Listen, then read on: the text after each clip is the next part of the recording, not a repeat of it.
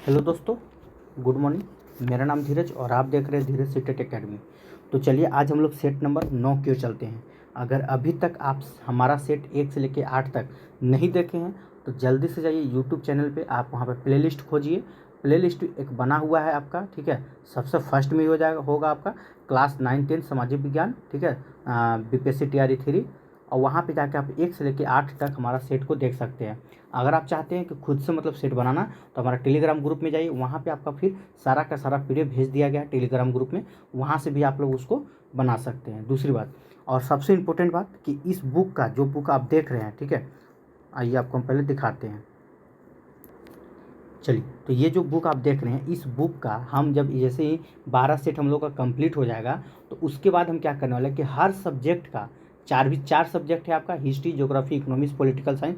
चारों सब्जेक्ट का अलग से एक मैराथन वीडियो, मास्टर वीडियो हम लेकर आएंगे, जिसमें पूरा का पूरा मतलब 40 नंबर का होता है हिस्ट्री। तो 40 × 12 कर लीजिए, यानी कि 12 सेट में आपका 40 क्वेश्चन। कितना सारा क्वेश्चन होगा, इस पूरा बुक का निचोड़ आपको हम फिर देने वाले हैं। जैसे ही बुक खत्म हो जाएगा, 12 सेट का खत्म हो जाएगा, तो हर सब्जेक्ट का आप लोग का स्पेशल एक वीडियो बना देंगे, क्योंकि हर का एक डिमांड है कि सर इकोनॉमिक्स पे वीडियो बना दीजिए, कभी ई पे। देखिए, सारा बुक का क्वेश्चन सेम होता है, थोड़ा सा 19-20 होता है। तो आप जानते हैं, आप एक कहावत सुने होंगे कि 10 बुक पढ़ने से अच्छा है कि एक किताब को 10 बार पढ़ना। बस आप लोग ये सब सिर्फ सुनते हैं, फॉलो कुछ नहीं करते हैं। तो फॉलो अब हमें करना पड़ेगा। अब एक ही बुक को हम पहले आप लोग को सेट खत्म कर देंगे, फिर इसके ऊपर एक मास्टर वीडियो बना देंगे हर सब्जेक्ट का। अब हिस्ट्री का बनेगा टोटल 12 को मतलब रहेगा चैप्टर, कम से कम 500-700 क्वेश्चन जितना जाएगा वो हम बना देंगे। एक के बुक को हम लोग 3-4 बार कवर करने वाले हैं, मतलब 2 बार तो जरूर आपको हम पढ़ा देंगे। एक बार आप ऐसे पढ़ रहे हैं सेट के माध्यम से, अब एक बार तो आप खुद बनाएं, फिर दूसरा का आप मेरा वीडियो पूरा देखें, और तीसरा का मैं आपको फिर एक मास्टर वीडियो देंगे। तो मतलब 3-4 बार आप पढ़ें ना, तो एक बुक को कम से कम 3-4 बार पढ़ना है, ठीक है। अब इसके बाद जो मेरा सीरीज आएगा वर्ल्ड हिस्ट्री का अलग से आएगा, उस सब पे आपको सोचना नहीं है, सारा चीज़ लेके आएंगे। और देखिए, एक बात मान लीजिए, परीक्षा का तिथि ऑलरेडी बढ़ चुका है, आप सबको पता है। 10, 11, 12 ये 3 दिन रखा गया था, लेकिन किसी कारणवश परीक्षा आपका होने वाला नहीं है। एक डेट अभी भी दिया जा रहा है 20 जून, ठीक है, कि इस तारीख को परीक्षा होने वाला है। तो ज़रूरी नहीं है कि 20 जून को हो ही जाएगा, और हमें ऐसा लगता है कि जून में के लास्ट 25-30 के बाद ही कुछ होने वाला है, ठीक है। तो अभी आपके पास एक अच्छा खासा टाइम है और आप पढ़ भी सकते हैं, तो उसके लिए आप निफिकी रहिए, ठीक है। हम बहुत कुछ आप लोग को मतलब कि तैयारी करवा देंगे किसी हद तक, बस करना कुछ नहीं है। अगर आप इस वीडियो को देख रहे हैं तो वीडियो को लाइक ज़रूर कीजिएगा, ठीक है, और इसे ज़्यादा से ज़्यादा शेयर ज़रूर कीजिएगा। चलिए, और शुरू करने से पहले 1 मिनट का और समय लेना चाहेंगे, ठीक है। देखिए, तो बिहार स्टेट की परीक्षा जो था वो आपको स्थगित कर दिया गया था, ठीक है। और किस जिला का हुआ था, तो सारण जिला का। और कल हमें थोड़ा देर रात एक बच्चा ने एसएमएस की मतलब मैसेज के माध्यम से हमको बोला कि सर वहाँ पे कुछ गोलीकांड हुआ था इसके वजह से। तो देखिए, सारण में भी क्या हुआ है, तो सारण में गोलीकांड की मतलब 2 व्यक्तियों को हिरासत में ले लिया गया है, और 2 दिन के लिए वहाँ इंटरनेट पर बैन लगा दिया गया है। मतलब वहाँ सारा चीज़ ठप पड़ा हुआ है अभी, ठीक है। तो इसी की वजह से याद रखिएगा, इसी की वजह से क्या हुआ है, आप लोग की परीक्षा स्टेट 2024 की, जिसका भी 22 तारीख को डेट में आज था, उसको स्थगित कर दिया गया है, और जिसका कल है 23 तारीख, उसको भी स्थगित कर दिया गया है, ठीक है। तो आप लोग का बकाना नहीं, आप लोग का परीक्षा का डेटा और आगे बढ़ गया है, और जिनका भी होगा वो अपना देख लीजिएगा, उस पर एक वीडियो बना चुके हैं, ठीक है। चलिए, ज़्यादा कुछ नहीं, अब चलते हैं हम अपना सिलेबस की ओर। चलिए, तो शुरू करते हैं हम लोग पहले हिस्ट्री से ना। सबसे इम्पोर्टेंट है आपका हिस्ट्री, चाहे जिसका जो हो, ठीक है। तो हिस्ट्री से हम लोग शुरू करने वाले हैं। आइए, तो आपका क्वेश्चन आप देख सकते हैं, आपके स्क्रीन पे है। अगर आप लोग बना चुके हैं तो आंसर मिलाते चलिएगा। बीच में थोड़ा हम डिस्टर्ब हो गए थे, एक दिन वीडियो नहीं लाए थे, उसके लिए हम क्षमा चाहते हैं, ठीक है। चलिए, सभी को एक बार गुड मॉर्निंग। आइए शुरू करते हैं। पहला प्रश्न आपके पास है। चलिए, पहला प्रश्न क्या आप देख सकते हैं कि हड़प्पा सभ्यता का स्थल, ठीक है, एक स्थल है चौहुंडड़ो, ये कहाँ स्थित है, आपसे ये पूछा जा रहा है, ठीक है। चलिए देखते हैं। तो आइए, तो अगर इसका हम लोग आंसर की बात करें तो इसका राइट आंसर क्या हो जाएगा, तो ये हो जाएगा आपका 71 का ऑप्शन नंबर सी, ठीक है। ये कहाँ स्थित है, ये आपका पाकिस्तान के सिंध राज्य में स्थित है। चलिए देखिए, एक है आपका चौहुंडड़ो, अब एक है आपका मोहनजोदड़ो। अगर हम इन दोनों के बीच की दूरी की बात करें, ठीक है, मोहनजोदड़ो और चौहुंडड़ो की अगर हम बीच की दूरी की बात करें तो टोटल कितना, तो याद रखिएगा 130 किलोमीटर की दूरी है इन दोनों के बीच में। कितना किलोमीटर, तो 130 किलोमीटर की मतलब की दूरी पड़ता है मोहनजोदड़ो से चौहुंडड़ो के बीच। चलिए, इसकी अगर हम बात करें मोहनजोदड़ो की, तो मोहनजोदड़ो की, ठीक है, खोज किसने किया था, तो रखाल दास बनर्जी ने। कब किए थे, तो 1922 में, ठीक है। अच्छा, हड़प्पा की अगर पूछ ले, ठीक है, तो दयाराम साहनी कब किए थे, तो 1921 में। अगर हम बात करें चौहंदुड़ो की, ठीक है, तो चौहंदुड़ो की खोज किसने किया था, तो एनजी, याद रखिएगा, देखिए यहाँ लिख देते हैं, ठीक है, एनजी मजूमदार, ठीक है, इसकी खुदाई करता कौन थे, तो एमजी मजूमदार थे। एक मिनट, चलिए, अच्छा, और इसकी खोज कब हुआ था, तो 1931 में, याद रखिएगा। फिर से एक बार हम बोल देते हैं, नाम सुन लीजिएगा, चौहंदुड़ो की, ठीक है, खुदाई पहली बार किसने किया था, तो एनजी मजूमदार ने कब किए थे, तो 1931 में किए थे। यहाँ तक हो गया। अच्छा, चौहंदुड़ो की अगर हम बात कर ले, देखिए बहुत इंपॉर्टेंट है, यहाँ से क्या प्रश्न पूछता है, ठीक है, सबसे पहला प्रश्न पूछा जाएगा, क्या है, देखिए चौहंदुड़ो से सबसे पहला प्रश्न पूछा जाता है कि मन का या मन के बनाने का कारखाना, ठीक है, कहाँ से प्राप्त हुआ है, चौहंदुड़ो से। वस्त्र उद्योग जो है वो कहाँ से प्राप्त हुआ है, चौहंदुड़ो से। बर्तन और औजार बनाने का साक्ष्य कहाँ से मिला है, चौहंदुड़ो से। ये मोस्ट इंपॉर्टेंट है। और एक पूछा जाता है कि चौहंदुड़ो से क्या हुआ है ना, कि हड़प्पा लिपि के चिन्ह का भी साक्ष्य मिला है। चौहंदुड़ो से हड़प्पा लिपि के चिन्हों का भी साक्ष्य मिला है, ठीक है। चलिए, यहाँ तक आपको फैक्ट याद रखना होगा, ठीक है। चलिए, अगर हम क्वेश्चन नंबर 72 की ओर चले, 72 में क्या है, आइए 72 नंबर क्वेश्चन की चलते हैं। चलिए, 72 नंबर क्वेश्चन है कि प्राचीन काल में सिक्के की शुद्धता जांचने वाले अधिकारी को निम्न में से क्या कहा जाता था, ठीक है। तो प्राचीन काल में सिक्के की शुद्धता जांचने वाले अधिकारी को क्या कहा जाता था, तो इसका राइट आंसर क्या हो जाएगा, ये हो जाएगा आपका रूपदर्शक कहा जाता था, ठीक है। यानी कि 72 का आपका ऑप्शन नंबर बी बिल्कुल राइट आंसर हो जाएगा। चलिए, अगर हम बात कर लें, ठीक है, आपका पहला ऑप्शन देख सकते हैं, अकारा अध्यक्ष जो होता था, इसका क्या काम होता था, ठीक है। तो अकारा अध्यक्ष जो होता था, इसका क्या काम होता था, तो याद रखिएगा, ठीक है। ये जो होता था, ये मोर प्रशासन, मतलब मोर प्रशासन का, ठीक है, ये जो होता था आपका खान विभाग का अध्यक्ष होता था, ठीक है। किसका अध्यक्ष होता था, तो खान विभाग का अध्यक्ष को क्या कहा जाता था, तो अकारा अध्यक्ष कहा जाता था, ठीक है, याद रखिएगा।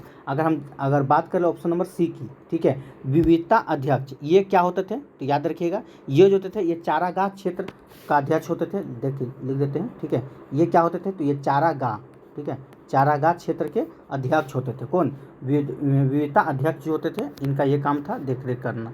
चलिए, क्वेश्चन नंबर 73 को चलते हैं। 73 नंबर कौन सा प्रश्न है, आइए देखते हैं।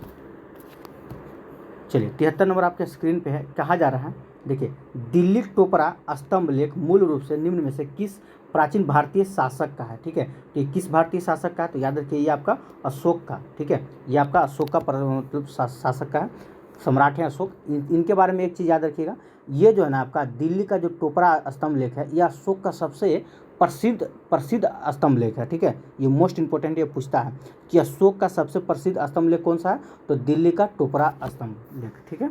चलिए, क्वेश्चन नंबर 74 को चलते हैं। 74 में क्या है, आइए देखते हैं। देखिए, वीडियो अगर आपको अच्छा लग रहा होगा, सेशन अगर अच्छा लग रहा है, तो इसको लाइक जरूर कीजिएगा। अगर आप अभी तक हमारे चैनल पर नए हैं तो चैनल को सब्सक्राइब कर लीजिए और बेल आइकन दबाना नहीं भूलिएगा, ठीक है। चलिए, 74 नंबर क्वेश्चन आपके स्क्रीन पे है। 74 नंबर क्वेश्चन बोलता है कि वैदिक संस्कार, ठीक है, गोत्र प्रथा की शुरुआत किस काल से मानी जाती है, ठीक है। तो यहाँ आपसे काल पूछा जाता है, ये किस काल से हो जाएगा, ये आपका हो जाएगा उत्तर वैदिक काल से मानी जाती है। चलिए, क्वेश्चन नंबर 75 को चलते हैं। 75 में क्या है, आइए 75 नंबर क्वेश्चन कहा जा रहा है कि युद्ध यंत्र, ठीक है, महाशिला कंटक का आविष्कार निम्न में से किस प्राचीन भारतीय, ठीक है, शासक के द्वारा कराया गया था, ठीक है। तो किस भारतीय महाशासक के द्वारा क्या कराया गया था, तो याद रखिए, ये हो जाएगा आपका अजातशत्रु के द्वारा कराया गया था, ठीक है। अब अजातशत्रु की अगर हम बात कर ले, अजातशत्रु के बारे में आप लोग भी भली भांति जानते होंगे, ठीक है। तो देखिए, अजातशत्रु कौन थे, तो देखिए, इनके बारे में कहा जाता है, अजातशत्रु अपने पिता बिंबिसार, याद रखिएगा, अजातशत्रु के पिता का नाम क्या था, तो बिंबिसार की हत्या करके मगध की गद्दी पर, ठीक है, ये बैठा था। कौन, अजातशत्रु, ठीक है, यह मोस्ट इंपॉर्टेंट है, ठीक है, इस फैक्ट को याद रखिएगा। चलिए, और ये हो जाएगा आपका ऑप्शन नंबर, इसका सी बिल्कुल राइट आंसर है। चलिए, अगला क्वेश्चन को चलते हैं। क्वेश्चन नंबर 76 क्या है, 76 नंबर कहता है कि निम्न में से कौन सही है, तो कौन सही है, चलिए देखते हैं। कहा जा रहा है कि मेगास्थनीज के अनुसार भारत का आकार चतुर्भुज के समान है, तो बिल्कुल सही है। मेगास्थनीज ने कहते हैं कि भारत का आकार जो है वो चतुर्भुज के समान है। मेगास्थनीज के अनुसार भारत का दंड विधान काफ़ी कठोर है, ये भी आपका मेगास्थनीज जी का कहना है। तीसरा आपका मेगास्थनीज के अनुसार भारत का समाज जो है कितने वर्गों में विभक्त था, तो 7 वर्गों में विभक्त था। तो ये भी जो कथन है, ये भी बिल्कुल सही, यानी कि तीनों का तीनों क्या है, तो तीनों का तीनों आपका सही है। तो इसका राइट आंसर हो जाएगा ऑप्शन नंबर 1 से अधिक। ठीक, ऑप्शन नंबर आपका डी बिल्कुल राइट आंसर हो जाएगा। चलिए, अगर हम मेगास्थनीज की बात करें तो मेगास्थनीज जो था ये कौन था, तो मेगास्थनीज कौन था, तो याद रखिए ये सेल्यूकट निकेटर का दूत था। ठीक है, अब पूछता है कि किसके दरबार में आया था, तो मेगास्थनीज सेल्यूकस निकेटर के दूत था, ये आपका चंद्रगुप्त मौर्य के दरबार में आया हुआ था। ये क्वेश्चन फिर आपसे पूछा जाता है। एक पूछा जाता है मेगास्थनीज का जो पुस्तक का नाम क्या है, तो इंडिका जो है किसकी पुस्तक है, तो मेगास्थनीज की है। ये हमेशा आपको घुमा फिरा के पूछता रहेगा। ठीक है, चलिए अगला क्वेश्चन क्यों चलते हैं, क्वेश्चन नंबर आपका 77 में क्या कहता है, आइए 77 चलिए 77 नंबर क्वेश्चन है आपका कि निम्न में से कौन सी रचना, ठीक है, भवभूति की रचना है। ठीक है, तो भवभूति की कौन सी रचना है, आइए देखते हैं। कहा जा रहा है महावीर चरित, ये चलिए महावीर चरित बोले तो किसका है, तो भवभूति का, ये बिल्कुल सही है। ठीक है, अच्छा उत्तर रामचरित किसका है, तो भवभूति का। मालती माधव ये किसका, ये भी आपका भवभूति की है। ठीक है, यानी कि तीनों का तीनों किसका है, तो भवभूति की है। ये राइट आंसर क्या हो जाएगा, ऑप्शन नंबर डी। ठीक है, तो 77 का राइट आंसर क्या हो जाएगा, ऑप्शन नंबर डी हो जाएगा। चलिए अगला क्वेश्चन से देखते हैं, क्वेश्चन नंबर 78 में क्या है, आइए देखते हैं। 78 है आपका कि भिल्लम पंचम निम्न में से किस वंश का वास्तविक संस्थापक था। ठीक है, तो ये किस वंश का था, तो इसका राइट आंसर क्या हो जाएगा, ये हो जाएगा आपका देवगिरी के यादव। ठीक है, ये उसके संस्थापक, ऑप्शन नंबर आपका 78 का हो जाएगा सी। चलिए 29 नंबर क्वेश्चन क्यों चलते हैं, 29 में क्या है, आइए चलिए 29 नंबर क्वेश्चन है मिताक्षर पुस्तक के रचयिता निम्न में से कौन है, तो इसके रचयिता कौन थे, तो याद रखिएगा। ठीक है, विज्ञानेश्वर, इसका राइट आंसर क्या हो जाएगा, ऑप्शन नंबर ए बिल्कुल सही हो जाएगा। चलिए आगे देखते हैं क्वेश्चन नंबर 80 के, 80 में क्या है, देखिए 80 नंबर क्वेश्चन कहा जा रहा है, थोड़ा सा इसको छोटा करना होगा यहाँ तक। चलिए अब ठीक है, थोड़ा ऑप्शन कट रहा है ना, चलिए अब ठीक है। 80 नंबर क्वेश्चन अब देखिएगा, आपके स्क्रीन पे है। कहा जा रहा है कि भारत में आने वाले विदेशी डोमिंगो पायस के संबंध में आपको पूछा जा रहा है कौन सा कथन सही है। चलिए देखते हैं कौन सा कथन सही है। ठीक है, कहा जा रहा है पहला कि वह पुर्तगाली यात्री था, तो बिल्कुल सही है। ठीक है, डोमिंगो कहाँ का यात्री था, एक पुर्तगाली यात्री था। वह मुख्य रूप से विजयनगर का भ्रमण किया था, तो ये भी सही है कि ये जो था मुख्य रूप से विजयनगर का भ्रमण किया था। अगला पॉइंट क्या है, वह विजयनगर के शासक कृष्णदेव राय के काल में विजयनगर आया था, तो ये भी आपका बिल्कुल सही है। ठीक है, यानी कि एक ऑप्शन क्या हो जाएगा, 1 2 3 तीनों का तीनों सही है, तो आप देख सकते हैं ऑप्शन नंबर आपका ए बिल्कुल राइट आंसर हो जाएगा। अच्छा विजयनगर जो है ना बार बार पूछेगा आपसे। ठीक है, कभी हिस्ट्री में पूछ लेगा, कभी आपको ज्योग्राफी में पूछ देगा कि विजयनगर किस नदी के तट पे है, ये हमेशा पूछता है, तो याद रखिएगा विजयनगर जो है ये आपका कृष्णा नदी के तट पर है। ठीक है, चलिए क्वेश्चन नंबर 81 की ओर चलते हैं। क्या है, देखिए 81 नंबर क्वेश्चन है कि निम्न में से किस मुगल शासक का वास्तविक नाम अली गोहर था, तो अली गोहर किसका वास्तविक शासक नाम था, तो याद रखिएगा शाह आलम द्वितीय का। ठीक है, किसका था, तो शाह आलम द्वितीय का था। चलिए क्वेश्चन नंबर 82 की ओर चलते हैं। 82 में क्या है, आइए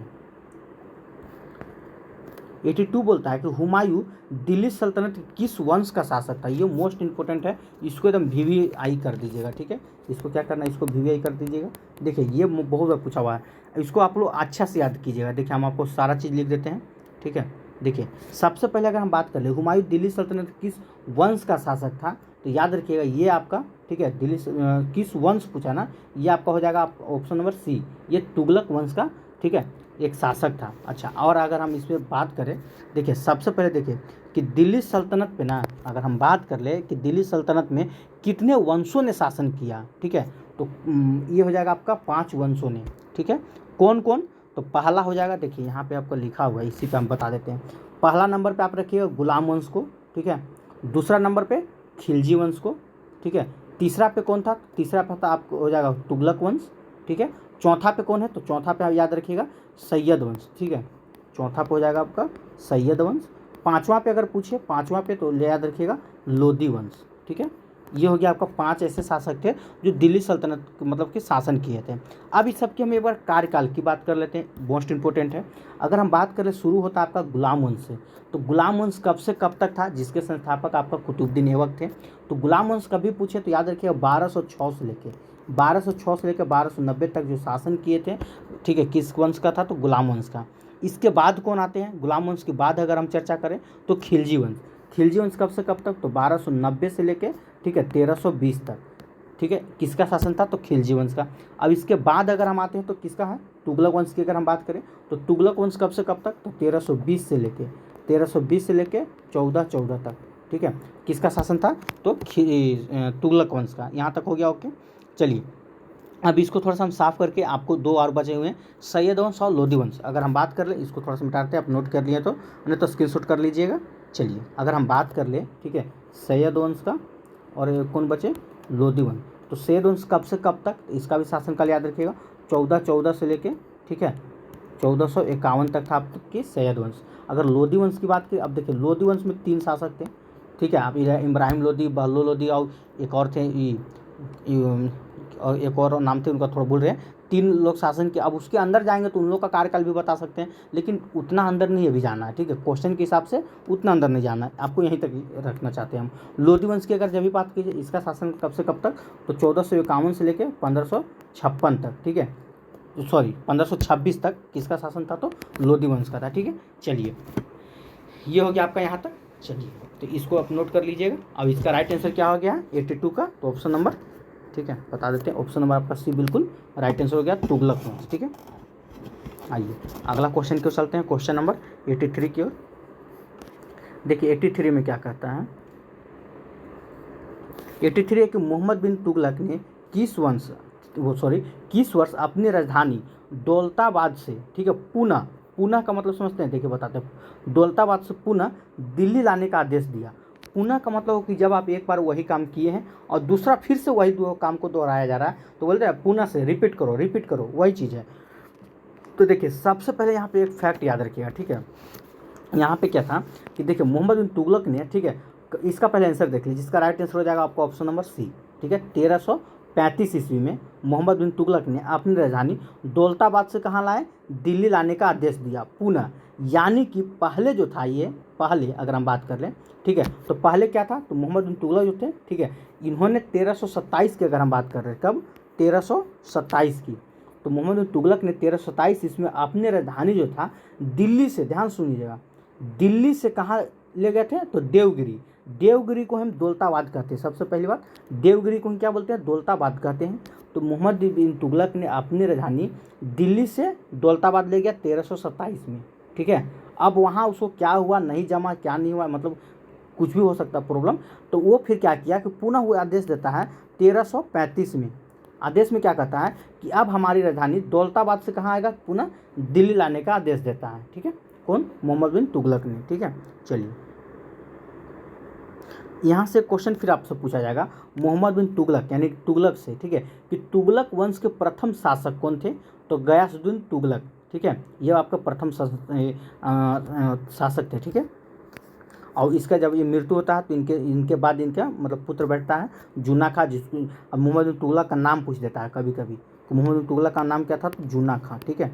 ये आपका गयासुद्दीन तुगलक के पुत्र हुए हैं। मोहम्मद तुगलक वंश का प्रथम शासक गयासुद्दीन तुगलक, और उनका पुत्र जो हुआ जूना खां के नाम से मोहम्मद बिन तुगलक को जाना जाता है, ठीक है। ये भी याद रखिएगा। मोहम्मद तुगलक बहुत बड़ा विद्वान भी थे, कई भाषाओं के इनको मतलब ये जानते थे, गणितज्ञ थे, दार्शन थे, चिकित्सक भी थे, बहुत इनके अंदर खूबियाँ थी, ठीक है। चलिए फिलहाल हम चलते 84 नंबर क्वेश्चन की ओर। क्या है 84 में? आइए ये क्वेश्चन पूछता है जी मोहम्मद बिन तुगलक से, ठीक है। ये क्वेश्चन आपसे हम लोग पीछे भी डिस्कस किए थे, ठीक है, कि सांकेतिक मुद्रा का प्रचलन किसके शासनकाल में हुआ था, ठीक है। तो मोहम्मद तुगलक ने इसको मतलब इसका निर्माण करवाया था। सांकेतिक मुद्रा का प्रचलन किसने करवाया था? तो मोहम्मद बिन तुगलक ने। ये मोस्ट क्वेश्चन इवन मतलब बार बार पूछता है। अब फिर पूछेगा कि खुरासान अभियान का मतलब कि योजना किसने बनाया था? तो मोहम्मद तुगलक ने। ये भी क्वेश्चन पूछता है मोहम्मद तुगलक से, ठीक है। ये सब याद रखिएगा। चलिए क्वेश्चन नंबर 84 क्यों चलते हैं। 84 क्या कहता है, देखिए कि अल बरूनी, ठीक है, कब भारत आया था? तो अल बरूनी तो के बारे में आप लोग बहुत कुछ जानते होंगे। चलिए थोड़ा सा डिस्कशन करेंगे। ये जो थे 11वीं सदी में भारत आया था। कौन? अल बरूनी, ठीक है। अच्छा चलिए ज़्यादा कुछ नहीं, आगे चलते हैं, देखते हैं। अल बरूनी कहाँ के रहने वाले थे तो पता ही होगा आपको, ठीक है। ये उज्बेकिस्तान के थे। पहले सो हम लोग ख्वारिज़म के नाम से जानते थे। इनका जन्म हुआ था आपका 973 में, भी याद रखिए, कभी कभी पूछ लिया जाता है, ठीक है। चलिए और आपको पता है कि अल बरूनी जो था सुल्तान मोहम्मद महमूद के साथ ही आया था, ठीक है। और 1017 में 1017 में भारत आक्रमण के समय, ठीक है, इनका मतलब साथ आया था। कौन? अल बरूनी किसके साथ है, मोहम्मद गजनवी के साथ आए थे। ठीक है, मोहम्मद गजनवी के बारे में जानबे करते हैं, इन्होंने 17 बार भारत पर आक्रमण किया था, बहुत लंबा। और सबसे चर्चित आक्रमण पूछता है तो 1027 में आपका अमरनाथ वाला जो आक्रमण था वो बहुत ज़्यादा फेमस था, वो याद रखिएगा। ठीक है, चलिए। और अल बरूनी की पुस्तक का नाम सबसे इंपॉर्टेंट है, अल बरूनी का पुस्तक का नाम पूछता है। अगर हम बात कर ले कहेंगे अल बरूनी, ठीक है, तो अल बरूनी का जो पुस्तक है याद रखिएगा, तारिख उल हिंद या किताब उल हिंद, ये मोस्ट इंपॉर्टेंट है, हम भूल गए थे। अल बरूनी की पुस्तक का नाम क्या है, ठीक है, तो तारिख उल हिंद या किताब उल हिंद, ये याद रखिएगा। और किस भाषा में लिखा गया, तो अरबी भाषा में लिखा गया। ठीक है, अल बरूनी की। इसका राइट आंसर क्या हो जाएगा, ऑप्शन नंबर बी। चलिए क्वेश्चन नंबर 85 को चलते हैं, क्या है देखिए। 85 नंबर क्वेश्चन बोलता है कि निम्न में से किसका वास्तविक नाम रामतनु पांडे था। ठीक है, तो रामतनु पांडे किसका वास्तविक नाम था 85, इसका राइट आंसर क्या हो जाएगा, तो ये हो जाएगा आपका ऑप्शन नंबर बी। ठीक है, तानसेन का। ठीक है, अब तानसेन कौन था भाई, ये भी एक सवाल आता है। तो अकबर के नवरत्न में से, ठीक है, एक थे आपका तानसेन भी। ठीक है, तानसेन क्या थे, तो इनके बारे में जानते हैं, संगीतज्ञ थे, ये गायक थे, मतलब कई प्रकार का ही अपना वो करते थे। चलिए 86 नंबर क्वेश्चन क्यों चलते हैं। 86 में क्या है, आइए 86 नंबर क्वेश्चन है कि शाहजहां के बेटों के बीच मुगल गद्दी के लिए हुए संघर्ष निम्न में से, ठीक है, कौन युद्ध में पहले हुआ था। निम्न में से कौन सा, अच्छा निम्न से बोलता कौन सा युद्ध जो था वो पहले हुआ था। ठीक है, तो याद रखिए ऑप्शन नंबर आपका ए बिल्कुल राइट हो जाएगा। बहादुरगढ़ या बहादुरपुर का युद्ध जो था ये आपका हुआ था। ठीक है, अब ये कब हुआ था, तो याद रखिएगा ये भी मोस्ट इंपॉर्टेंट हो जाता है, कब अगर पूछ दे तो 1658 ईस्वी में ये युद्ध हुआ था। ठीक है, चलिए क्वेश्चन नंबर हम अगर चलते हैं अब 87 के, 87 नंबर प्रश्न क्या है, आइए देखते हैं। चलिए 87 नंबर क्वेश्चन आपका बोलता है, देखिए चेरो, ठीक है, चेरो जनजाति विद्रोह वर्तमान कहाँ, तो झारखंड राज्य में पड़ता है। ठीक है, झारखंड राज्य में कब हुआ था ये आपसे पूछा जा रहा है। ठीक है, तो देखिए सबसे पहली बात कि चेरो जनजाति विद्रोह जो था ये वर्तमान झारखंड के पलामू क्षेत्र में आता है, सबसे पहले याद रखिएगा। और ये जो विद्रोह था ये 2 बार विद्रोह हुआ था। ठीक है, चेरो विद्रोह जो था ये आपका 2 बार हुआ है। कब कब, तो पहला विद्रोह आपका 1370 से 1371 के बीच में हुआ है, याद रखिएगा। और दूसरा विद्रोह जो था वो आपका 1800 से लेकर 1818 ईस्वी में हुआ है। ठीक है, यानी कि दोनों का दोनों ऑप्शन बिल्कुल आपका राइट है। यह क्वेश्चन आपके लिए वीवीआई बन सकता है। ठीक है, क्योंकि इसमें दोनों देता है, कहीं आप कन्फ्यूजन ना हो, तो इसीलिए इसको हम बोल सकते हैं इसका राइट आंसर क्या हो जाएगा, ऑप्शन नंबर डी हो जाएगा। चलिए अगला क्वेश्चन की बात करते हैं। 88 नंबर क्या है, आइए देखिए 88 नंबर प्रश्न बोलता है कि वर्ष 1906 ईस्वी में पटना में स्थापित रामकृष्ण सोसाइटी किस प्रकार का संगठन था। ठीक है, पूछा जा रहा है कि किस प्रकार का संगठन था, तो चलिए देखते हैं। ये जो था आपका, ठीक है, रामकृष्ण सोसाइटी जो था ये किस प्रकार का संगठन था, तो ये राष्ट्रवादी क्रांतिकारी संगठन था, याद रखिएगा। ये किस प्रकार का था, तो ये राष्ट्रवादी क्रांतिकारी संगठन था। इसकी मतलब कि स्थापना जो था याद रखिएगा 1906 ईस्वी में, ठीक है, किया गया था, ये भी याद रखिएगा। चलिए अगला क्वेश्चन क्यों चलते हैं, क्वेश्चन नंबर 89 नंबर क्या बोलता है, देखिए कि भारत छोड़ो आंदोलन के दौरान बिहार की किस महिला ने पुरुष वेश में, महिला थी लेकिन पुरुष के वेश में, ठीक है, साइकिल से घूम घूम कर जन जागृति का प्रसार किया था। ठीक है, तो कौन महिला थी, तो एक था आपका सुनीता देवी, याद रखिए। एक कौन था, तो एक था आपका सुनीता देवी और दूसरा आपका थी राधिका देवी। ये दोनों मिलकर पुरुष के वेश में कपड़ा चेंज करके, ठीक है, और आपका साइकिल के माध्यम से प्रचार प्रसार किए थे। ठीक है, चलिए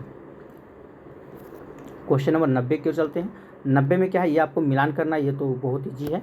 ठीक है, देखिए बोलता है झांसी की रानी, झांसी से कौन थी, तो 1857 की क्रांति की बात किया जा रहा है, तो ये हो जाएगा रानी लक्ष्मीबाई। लखनऊ से तो आप नाम सुने ही होंगे, नाना साहब और अजीमुल्ला। ठीक है, ये तो नाम सुने ही होंगे आपका, और ये हो जाएगा आपका, नहीं सॉरी, लखनऊ से बेगम हजरत महल था, एक मिनट, झांसी से ये हो जाएंगे। लखनऊ से बोलेंगे तो ये हो जाएगा आपका बेगम हजरत महल, और कानपुर से बोलेंगे तो हो जाएगा आपको नाना साहब, और यहाँ पे ये भी याद रखिएगा नाना साहब और अजीमुल्ला। ठीक है, फैजाबाद से मौलवी अहमदुल्ला शाह। ठीक है, थोड़ा सा माइंड डिस्टर्ब हो गया था, तो इस हिसाब से आप इसको मिला लेते हैं। ठीक है, क्या है, तो 90 का देख लीजिए, तो 90 का आपका क्या हो जाएगा, ऑप्शन नंबर मिला लीजिए, ए हो जाएगा। 1 का 4, 1 का आपका हो जाएगा, देखिए ये तो याद होगा सबको, ऐसा कोई बात नहीं है। इसका राइट आंसर हो जाएगा 1 का 4। ठीक है, एक बार फिर से देख लीजिए फ्रेश तरीका से। लखनऊ से तो बेगम हजरत महल, कानपुर से बोलेगा तो आजिमुल्ला और नाना साहब, अभी हो जाएगा आपका यहाँ से। ठीक है, तो 1 का आपका 4 राइट आंसर हो जाएगा। चलिए क्वेश्चन नंबर 91 की ओर चलते हैं। 91 क्या कहता है, चलिए देखिए, अगर वीडियो आपको अच्छा लग रहा हो तो वीडियो को लाइक करते चलिएगा। ठीक है, और चैनल को अभी तक अगर आप सब्सक्राइब नहीं किए तो कर लीजिए। ठीक है, क्योंकि इसी प्रकार से प्रत्येक दिन सेट आता रहेगा। ठीक है, चलिए 91 नंबर क्वेश्चन देखते हैं क्या है कि भारत का पहला समाचार पत्र कौन था। भारत का पहला समाचार पत्र कौन था, तो आप सबको पता होगा कि बंगाल गजट जो था, बंगाल गजट की अगर हम बात करें कि द बंगाल गजट ये भारत का पहला समाचार पत्र था। इसका प्रकाशन कब हुआ था, तो 1780 ईस्वी में हुआ था। कौन किए थे, तो हिक्की, ठीक है, याद रखिएगा, हिक्की किए थे। किस भाषा में, तो अंग्रेजी भाषा में, ठीक है, याद रखिएगा, ये भी फैक्ट याद रखिएगा, हिक्की किए थे किस भाषा में, तो अंग्रेजी भाषा में, ठीक है। यहाँ तक चलिए, तो क्वेश्चन इसका राइट आंसर हो जाएगा आपका 91 का ए। अब चलते हैं क्वेश्चन नंबर 92 की ओर। 92 में क्या है, आइए 92 नंबर क्वेश्चन बहुत बार पूछा गया, इसको तुम वीवीआई कर दीजिएगा और 91 को भी वीवीआई, क्यों, क्योंकि बहुत बार क्वेश्चन पूछता है। यहाँ देखिए, एक बार पूछेगा कि किसने रद्द किया, एक बार पूछेगा किसने शुरू किया, ठीक है। तो यहाँ आपसे क्या पूछ रहा है, रद्द की बात किया जा रहा है कि 1878 ईस्वी में वर्नाकुलर प्रेस एक्ट किसने रद्द किया था, ठीक है। तो रद्द करने की बात करें कभी, तो याद रखिएगा 1878 ईस्वी में लॉर्ड लिटन जो था ना, पहले ध्यान सुन लीजिए हम क्या बोलना चाह रहे हैं। 1878 ईस्वी में लॉर्ड लिटन के कार्यकाल में वर्नाकुलर प्रेस एक्ट को पारित किया गया था। मतलब कि लिटन जो था इसको पारित किया था, ठीक है। और 1878 ईस्वी की अगर हम बात करें तो इसका राइट आंसर क्या हो जाएगा, 92 का ना, तो ये हो जाएगा आपका ऑप्शन नंबर, एक मिनट क्या हम बोल रहे थे, लिटन 1878 में नहीं, चलिए नहीं, ठीक है, क्या हम बोल रहे थे, सही था। 1878 में क्या, देखिए पहली बात कि लॉर्ड लिटन का पहले कार्यकाल को समझिए, तब आपको समझ में आएगा। इनका कार्यकाल जो था 1876 से लेकर 1880 तक था। अब बात को ध्यान से देखिए, कार्यकाल कब से कब तक था लिटन का, 1876 से लेकर 80 तक, इसलिए इसको अच्छा से हम डिटेल से बता रहे हैं क्योंकि बार बार क्वेश्चन पूछता है। तो 76 से 80 के बीच में आपका 78 आता है, ठीक है। 78 में क्या हुआ था, इन दोनों के बीच में लिटन जो था ना, लिटन इसको शुरू किया था।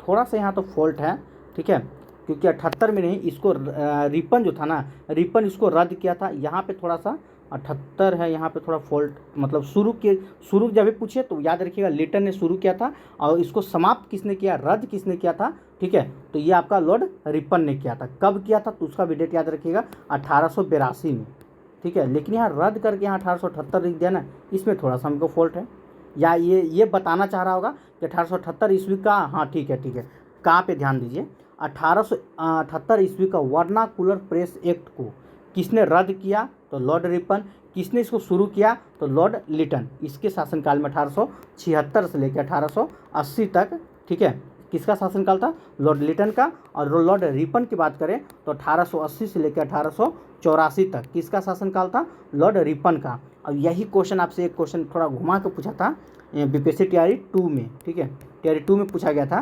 कि भारतीय राष्ट्रीय कांग्रेस की जब स्थापना हुआ था, ठीक है, तो उस समय जो थे किनका शासनकाल था, ठीक है, मतलब उसमें गवर्नर कौन थे। तो देखिए कांग्रेस का स्थापना कब हुआ था, 28 दिसंबर, आपको पता होगा 28 दिसंबर 1885 को। आप बताइए कि 1885 में किसका शासनकाल था, तो अभी आप देखिए लॉर्ड रिपन का कब से कब तक, तो 1880 से लेके, ठीक है, कब तक, 1884 तक किसका था, लॉर्ड रिपन था। और उसके बाद लॉर्ड रिपन के बाद आते हैं लॉर्ड डफरिन, 1884 से लेकर 1888 तक, कौन, लॉर्ड डफरिन, ठीक है, एक मिनट, कौन आते हैं, लॉर्ड डफरिन आते हैं। अब इसी के काल में 1885 में क्या हुआ था, ठीक है, भारतीय राष्ट्रीय कांग्रेस की स्थापना हुआ था। ये क्वेश्चन जब तक आपको कार्यकाल याद नहीं रहेगा ना तो थोड़ा कन्फ्यूजन होगा, ये कार्यकाल याद रखिएगा, ठीक है। और इसका राइट आंसर हो जाएगा आपका लॉर्ड रिपन। ये जो था रद्द किया था और शुरू किसने किया था, लॉर्ड लिटन ने, ठीक है, अपने कार्यकाल में। चलिए इसमें थोड़ा ज़्यादा क्वेश्चन, मतलब हम डिटेल्स, यही होता है कि जब शुरू करते हैं बोलना ना तो मतलब इधर उधर का फैक्ट जो भी मन में आता है हम चाहते हो आप लोग को बता दें, ठीक है, इसी में थोड़ा लेट हो जाता है। चलिए फिलहाल चलते हैं अगला क्वेश्चन की ओर। क्वेश्चन नंबर 93 क्या बोलता है, आइए देखते हैं। बोला सूची है, उसको मिलान करना है आप लोग को। चलिए मिलान करते हैं भाई, इसको थोड़ा सा जूम कर लेते हैं, आइए एक मिनट, चलिए ठीक है। चलिए तो इसमें बार बार आपको हम बताते हैं, जो आपको याद है पहले उसको मिलाइए। अब ये क्वेश्चन लेके तीसरा बार पूछा जा रहा है भैया, ये 1 से लेके 8 तक सेट में ना 2 बार पूछ चुका है, ये तीसरा है आपका, ठीक है। और जस्ट यही रहा, कुछ चेंजिंग नहीं रहता है। सर्च लाइट, तो सर्च लाइट जहाँ भी देखिएगा सबसे पहले सच्चिदानंद सिन्हा, क्योंकि सर्च कर रहे हैं किस चीज़ का भाई, तो सच्चाई का। ऐसे भी जानते हैं कि सर्च कर रहे हैं हम किसका, तो सच्चाई का, तो सच्चिदानंद सिन्हा। लीडर का कौन हो जाएंगे, ठीक है, तो याद रखिएगा ये भी हो जाएगा आपका, ठीक है, ऑप्शन नंबर चल जाएगा, एक मिनट, लीडर हो जाएगा आपका, ठीक है, देख लीजिएगा, ये हो जाएगा आपका option number B, Madan Mohan Malviya, ठीक है। और कॉमनवेल्थ बोलेगा तो एनी बेसेंट हो जाएगा। एक बॉम्बे क्रोनिकल बोलेगा, ये हो जाएगा आपका फिरोज शाह मेहता, ठीक है, इधर से मिला देते हैं, जगह नहीं था। तो याद रखिए सर्च लाइट सच्चिदानंद सिन्हा, लीडर का बोलेगा मदन मोहन मालवीय, और कॉमनवेल्थ का बोलेगा तो एनी बेसेंट। इस हिसाब से आप देख लीजिए, इसका राइट आंसर क्या हो जाएगा, ऑप्शन नंबर सी हो जाएगा आपका। ठीक है, चलिए आइए क्वेश्चन नंबर 94 को चलते हैं। बहुत ज़्यादा इसमें टाइम लग गया आप लोग को बताने में। आइए, कलकत्ता के सुप्रसिद्ध, ठीक है, प्रेसिडेंसी कॉलेज, पूर्व हिंदू कॉलेज की स्थापना किसने की थी? ठीक है, चलिए थोड़ा फास्ट चलेंगे। ये किए थे आपका राजा राम मोहन राय ने। ठीक है, अगर इसकी हम बात कर लें राजा राम मोहन राय की, ठीक है, तो देखिए ये जो था 1817 ईस्वी में, याद रखिए कब किया गया था, तो 1817 ईस्वी में किया गया था। यही काफ़ी है, इतना तक ज़्यादा अंदर चल जाते हैं फिर दिक्कत हो जाता है आप लोग को। कब हुआ था याद रखिए, 1817 ना, ठीक है, लिख लीजिए 1817 में इसकी स्थापना हुआ था राजा राम मोहन राय के द्वारा। चलिए क्वेश्चन नंबर 95 को चलते हैं। क्या है 95 नंबर, देखिए कहा जा रहा है कि मंगल पांडे कहाँ के विप्लव से जुड़े हुए थे, यानी कि 1897 क्रांति में मंगल पांडे जो थे ये कहाँ के थे? ठीक है, तो याद रखिए ये जो थे आपके बैरकपुर, यानी कि ऑप्शन नंबर ये आपका बिल्कुल राइट हो जाएगा। ठीक है, चलिए अगला क्वेश्चन बैरकपुर के छावनी से थे। चलिए क्वेश्चन 96 की ओर चलते हैं। कहा जा रहा है, देखिए अफीम युद्ध के, बताइए कितना बार, अगर आप डेली 10 बजे मेरा वीडियो देखते हैं ना, आप खुद बोलेंगे कि नहीं सर अफीम युद्ध से क्वेश्चन ऑलरेडी आ चुका है, 3-4 बार आपको हम बता चुके हैं। ठीक है, कि अफीम युद्ध मतलब सबसे पहले कि प्रथम अफीम युद्ध कब से कब तक था, तो 1839 से लेके, ठीक है, 1842 तक ये आपका अफीम युद्ध हुआ था। और दूसरा ही बताएं कि द्वितीय अगर पूछे कभी भी, कि ये तो प्रथम हो गया, दूसरा मतलब दूसरा अफीम युद्ध कब से कब तक था, तो 1856 से लेकर 1860 तक। ये 2 बार, ये लेकर हम 3-4 बार चौथा बार बता रहे हैं क्वेश्चन को अभी तक में, जहाँ तक कि हमको लगता है। अब बार बार बताते हैं कि प्रथम जो अफीम युद्ध था वो किसके किसके बीच हुआ था, तो ब्रिटेन और चीन के बीच में। ठीक है, प्रथम युद्ध जो था किसके बीच में, ब्रिटेन और चीन के बीच में हुआ था। ठीक है, और कब से कब तक, तो याद रखिएगा 1839 से लेकर 1842 तक हुआ था। ठीक है, पहला हुआ था ये, और दूसरा हुआ था 1856 से लेकर 1860 तक। ये मोस्ट इंपॉर्टेंट क्वेश्चन है, बार बार पूछता आ रहा है सेट में। ठीक है, चलिए क्वेश्चन नंबर 97 पे चलते हैं। 97 क्या है, चलिए 97 है कि कुतुबनुमा, ठीक है, यानी कंपास का व्यवहार यूरोप वालों ने किनसे सीखा था? ठीक है, कंपास का मतलब समझ रहे हैं, पहली बात, पहले कंपास का मतलब समझिए, वो एस्टोमन बॉक्स वाला कंपास की यहाँ बात नहीं किया जा रहा, ये बहुत लोग जानते भी होंगे, मजाक कर रहे थे। कंपास का मतलब कि अगर आप किसी ऐसा सफ़र पे जाते हैं जहाँ पे आपको कुछ नहीं पता चले कि सूरज कब उगता है, सूरज उगता डूबता तो आपको पता चल जाएगा, लेकिन आपको दिशा का नॉलेज नहीं पता चलेगा। जैसे कि आप जंगल में जा रहे हैं, आपको नहीं पता चलेगा कि पूरब किधर है, पश्चिम किधर है, उत्तर या दक्षिण किधर है, आपको नहीं पता चलेगा। या आप समुद्र में हैं, आप समुद्र में कभी अगर यात्रा कर रहे हैं तो समुद्र में भी आपको नहीं पता चलेगा कि पूरब किधर है, पश्चिम किधर है, उत्तर और दक्षिण आपको बिल्कुल पता नहीं चलेगा। ठीक है, तो उस सिचुएशन में क्या किया जाता है, तो एक कंपास होता है, घड़ी के जैसा होता है, गोल होता है। ठीक है, उसमें देखा जाता है। ठीक है, उसमें आपको डायरेक्शन उसको बताया जाता है कि किस प्रकार का डायरेक्शन आपका किधर है, पूरब किधर है, ईस्ट वेस्ट नॉर्थ साउथ किधर है, वो आपको बताया जाता है कंपास के माध्यम से। तो ये पूछता है कंपास का मतलब क्या था, व्यवहार यूरोप वालों ने किन से सीखा था? ठीक है, ये सब किन से सीखे थे, तो ये सब ये अरबों से सीखे थे। ठीक है, चलिए क्वेश्चन नंबर 98 की ओर चलते हैं। 98 में क्या है, आइए 98 नंबर क्वेश्चन है कि अमेरिका उपनिवेशों का सेनापति कौन था? ठीक है, तो अमेरिकी उपनिवेशों का सेनापति कौन था, ये तो सबको भली भांति पता होगा, जॉर्ज वाशिंगटन जो थे वो सेनापति थे। ठीक है, चलिए आगे देखते हैं। आइए क्वेश्चन नंबर 99 की ओर चलते हैं। बोलता है कि बास्टिल का पतन किस दिन हुआ था? ठीक है, तो ये डेट तो सबको पता होगा, अगर आप इतना हिस्ट्री पढ़ रहे हैं तो ऐसा कोई स्टूडेंट नहीं है जो डेट को नहीं पता होगा। 14 जुलाई 1789 को। ठीक है, अब फ्रांस की क्रांति कब हुआ था ये भी पूछता है, तो 14 जुलाई 1789 को, 89 को फ्रांस की क्रांति भी हुई थी। ठीक है, और उसमें फ्रांस का शासक कौन थे, तो लुई 16वां थे। ठीक है, और लुई 16वां को आपको पता होगा फांसी पर लटका दिया गया था। कब, तो 21 जनवरी 1793 को। ठीक है, इनको फांसी पर लटका दिया गया था। और क्या बोल दिया हम, 21 जनवरी, हाँ ठीक है 1793 बोले, ठीक चलिए। और इसके बाद जस्ट लगले 1794 में, ठीक है 1794 में क्या नाम था, रॉब्सपियर, पूरा नाम तो भूल रहे हैं, रॉब्सपियर, हाँ मतलब रॉब्सपियर ही थे, इनको भी फांसी पे चढ़ा दिया गया था। ठीक है, चलिए फिलहाल इतना काफ़ी। अगला क्वेश्चन को चलते हैं, क्वेश्चन नंबर 100 में क्या बोलता है, 1917 ईस्वी में विश्व युद्ध से अलग होने वाला राष्ट्र था। तो 1917 ईस्वी में विश्व युद्ध से अलग होने वाला राष्ट्र कौन था, तो याद रखिएगा। ठीक है, ये था आपका सोवियत संघ, यानी कि हम इसको सोवियत संघ को क्या बोलते हैं, रूस बोलते हैं। ठीक है, चलिए क्वेश्चन नंबर 101 के चलते हैं। 101 में क्या है, चलिए देखिए, अगर वीडियो आपको अच्छा लग रहा हो तो वीडियो को लाइक ज़रूर कीजिएगा। अगर अभी तक आप हमारे चैनल को सब्सक्राइब नहीं किए तो चैनल को सब्सक्राइब कर लीजिएगा और बेल आइकन नहीं दबाएं तो वो भी दबा दीजिएगा। और क्योंकि प्रत्येक दिन रात में 8 बजे हम आप लोग के लिए PDF लेकर आते हैं, ठीक है। चलिए देखते हैं क्या है। कहा जा रहा है कि हिटलर का जन्म हुआ था। तो हिटलर का जन्म कहाँ हुआ था भैया, ये सबको पता है। ये आपका हिटलर जो थे जर्मनी के थे, ठीक है। हिटलर का जन्म कहाँ हुआ था, ये आपका जर्मनी में हुआ था, याद रखिएगा। 101 का राइट आंसर, सॉरी 1 मिनट, अरे यार कहाँ है मेरा माइंड भी कभी कभी ना इधर। हिटलर का जन्म जो था ऑस्ट्रिया में हुआ था, ठीक है। और जर्मनी के कौन थे, तो ये तो कार्ल मार्क्स थे ना। थोड़ा सा माइंड डिस्टर्ब हो गया। जन्म कब हुआ था याद रखिएगा, ठीक है। तो 1889 ईस्वी में ये ऑस्ट्रिया का रहने वाले थे, ठीक है। चलिए यहाँ तक ठीक है। चलिए अब आगे चलते हैं। सॉरी थोड़ा सा इधर हो गया था इसका राइट, 1 मिनट थोड़ा पानी पी लेते हैं। इसका हो जाएगा आपका ऑस्ट्रिया, ठीक है। Option number B.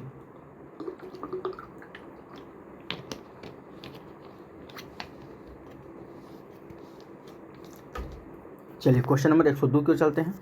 102 नंबर क्या है कि राष्ट्र संघ की स्थापना किस उद्देश्य से की गई थी। राष्ट्र संघ की स्थापना जो था किस उद्देश्य से किया गया था, ये हो जाएगा ऑप्शन नंबर ए। भविष्य में युद्ध को रोकने के लिए राष्ट्र संघ की स्थापना किया गया था, लेकिन इससे कुछ नहीं हुआ था, ठीक है। युद्ध आखिर रुका नहीं, द्वितीय विश्व युद्ध मतलब हो ही गया था। राष्ट्र संघ की स्थापना कब हुआ था, 1920 में, जब प्रथम विश्व युद्ध जैसे समाप्त हुआ ना, तो उस समय राष्ट्र संघ की स्थापना किया गया कि किसी मतलब प्रथम विश्व युद्ध बहुत भयानक था और कहा गया कि अब इस प्रकार का युद्ध होगा तो इसमें कुछ देश शामिल हुए, निर्णय लेकर अब युद्ध होगा तो हम लोग मिलकर उसको रोकेंगे। लेकिन जैसे विश्व युद्ध युद्ध शुरू हुआ, कौन रोकने वाला था भैया, युद्ध को कोई आज तक रोक सका है? फिर आके वो वहीं के रहा। खैर उतना लंबाई लिफाफा में हम नहीं चलेंगे। चलिए क्वेश्चन नंबर 103 के चलते हैं। 103 क्या कहता है, देखिए लेनिन कब, ठीक है, रूस के मंत्रिमंडल का प्रमुख बना। लेनिन जो था वो कब रूस के मंत्रिमंडल का प्रमुख बना था, तो याद रखिए ये हो जाएगा आपका नवंबर 1917 में लेनिन रूस के मंत्रिमंडल का प्रमुख बना था। चलिए क्वेश्चन नंबर, ये सब वर्ल्ड हिस्ट्री का क्वेश्चन है एकदम, याद रखिएगा। 104 की चलते हैं। प्रथम विश्व युद्ध के बाद, ठीक है, वाशिंगटन में नौसेना सम्मेलन कब आयोजित किया गया था। तो कब आयोजित किया गया था, तो 104 का राइट आंसर क्या हो जाएगा, ये हो जाएगा आपका ऑप्शन नंबर सी, ठीक है। 1921 से लेकर 1922 तक किया गया था, ठीक है। चलिए अगला क्वेश्चन को चलते हैं। क्वेश्चन नंबर 105 की ओर। 105 क्या बोलता है, देखिए हिटलर किस देश का नेता था, ठीक है। जस्ट हिटलर जो था किस देश का नेता था, तो याद रखिएगा ये जर्मनी, ये इसीलिए थोड़ा सा माइंड डिस्टर्ब हो गया था। हिटलर जो का जन्म कहाँ हुआ था, ऑस्ट्रिया में जन्म हुआ था। और किस देश का नेता था, तो ये जर्मनी का नेता था, ये याद रखिएगा। जन्म कब हुआ था, तो 1889 में, अभी जस्ट पीछे बताएं कहाँ हुआ था, तो ऑस्ट्रिया में हुआ था, ये याद रखिएगा, ठीक है। चलिए 106 नंबर क्वेश्चन को चलते हैं। 106 में क्या कहता है, आइए 106 नंबर क्वेश्चन है कि प्रथम विश्व युद्ध की शुरुआत का सबसे तत्कालीन कारण क्या है। ये तो सबको पता होगा कि वहाँ का ऑस्ट्रिया के राजकुमार की हत्या कर दिया गया था। कब, तो 28 जून, ठीक है, 28 जून, ठीक है, 1914 को मतलब हत्या किया गया था। और 28 जुलाई, याद रखिए 28 जुलाई 1914 को, ठीक है, फिर मतलब युद्ध शुरू हो गया था, प्रथम विश्व युद्ध, जो कि आपका 11 नवंबर 1918 तक चला था। तो जून में उनकी हत्या होती है और ठीक 1 महीना बाद युद्ध छिड़ जाता है, ठीक है। चलिए 106 हो गया। 107 नंबर क्वेश्चन की चलते हैं, क्या कह रहा है, आइए देखते हैं।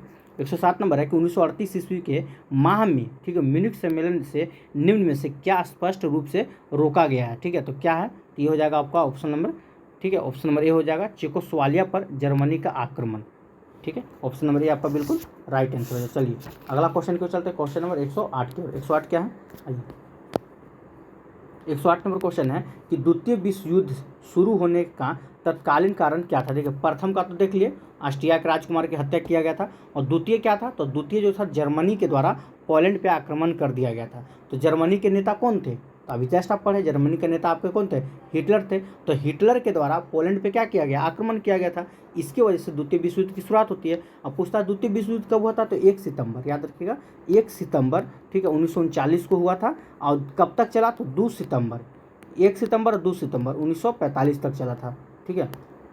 अच्छा एक क्वेश्चन और, द्वितीय विश्व युद्ध में, ठीक है, यहाँ का क्या नाम है, अमेरिका के राष्ट्रपति हाँ अमेरिका का राष्ट्रपति पूछता है। अमेरिका का राष्ट्रपति कौन थे, तो रूजवेल्ट, ये याद रखिएगा।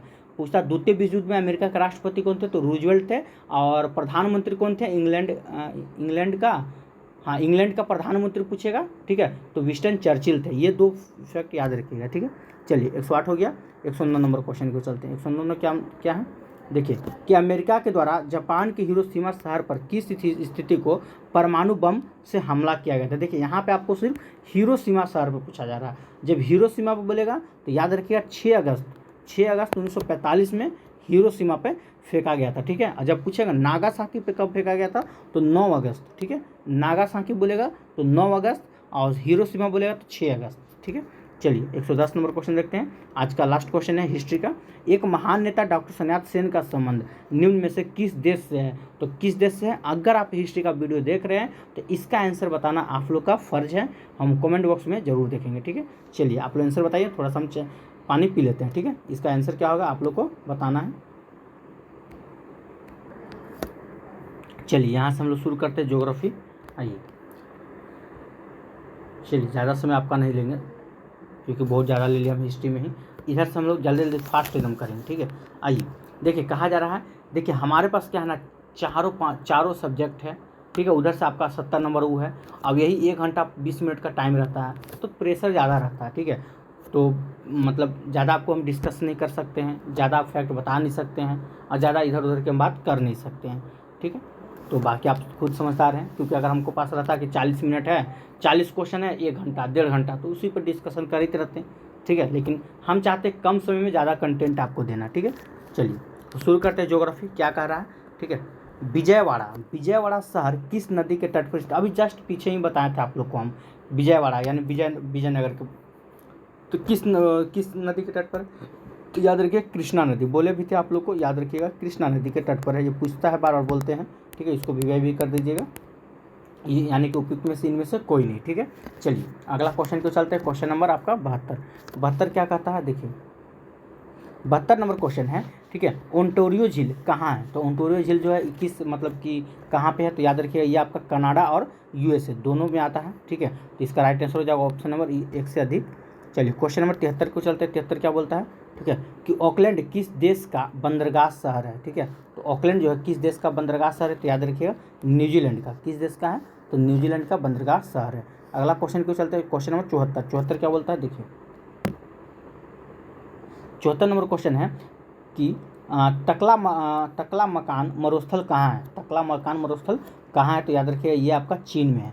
टकला मकान मरुस्थल कहाँ है, तो चीन में, ठीक है। चलिए क्वेश्चन नंबर 75 क्यों चलते हैं। 75 में क्या है, आइए 75 नंबर क्वेश्चन है कि निम्न में से कौन सा तथ्य अमेजन नदी से संबंधित सही है। आपको सही वाला बताना है, ठीक है।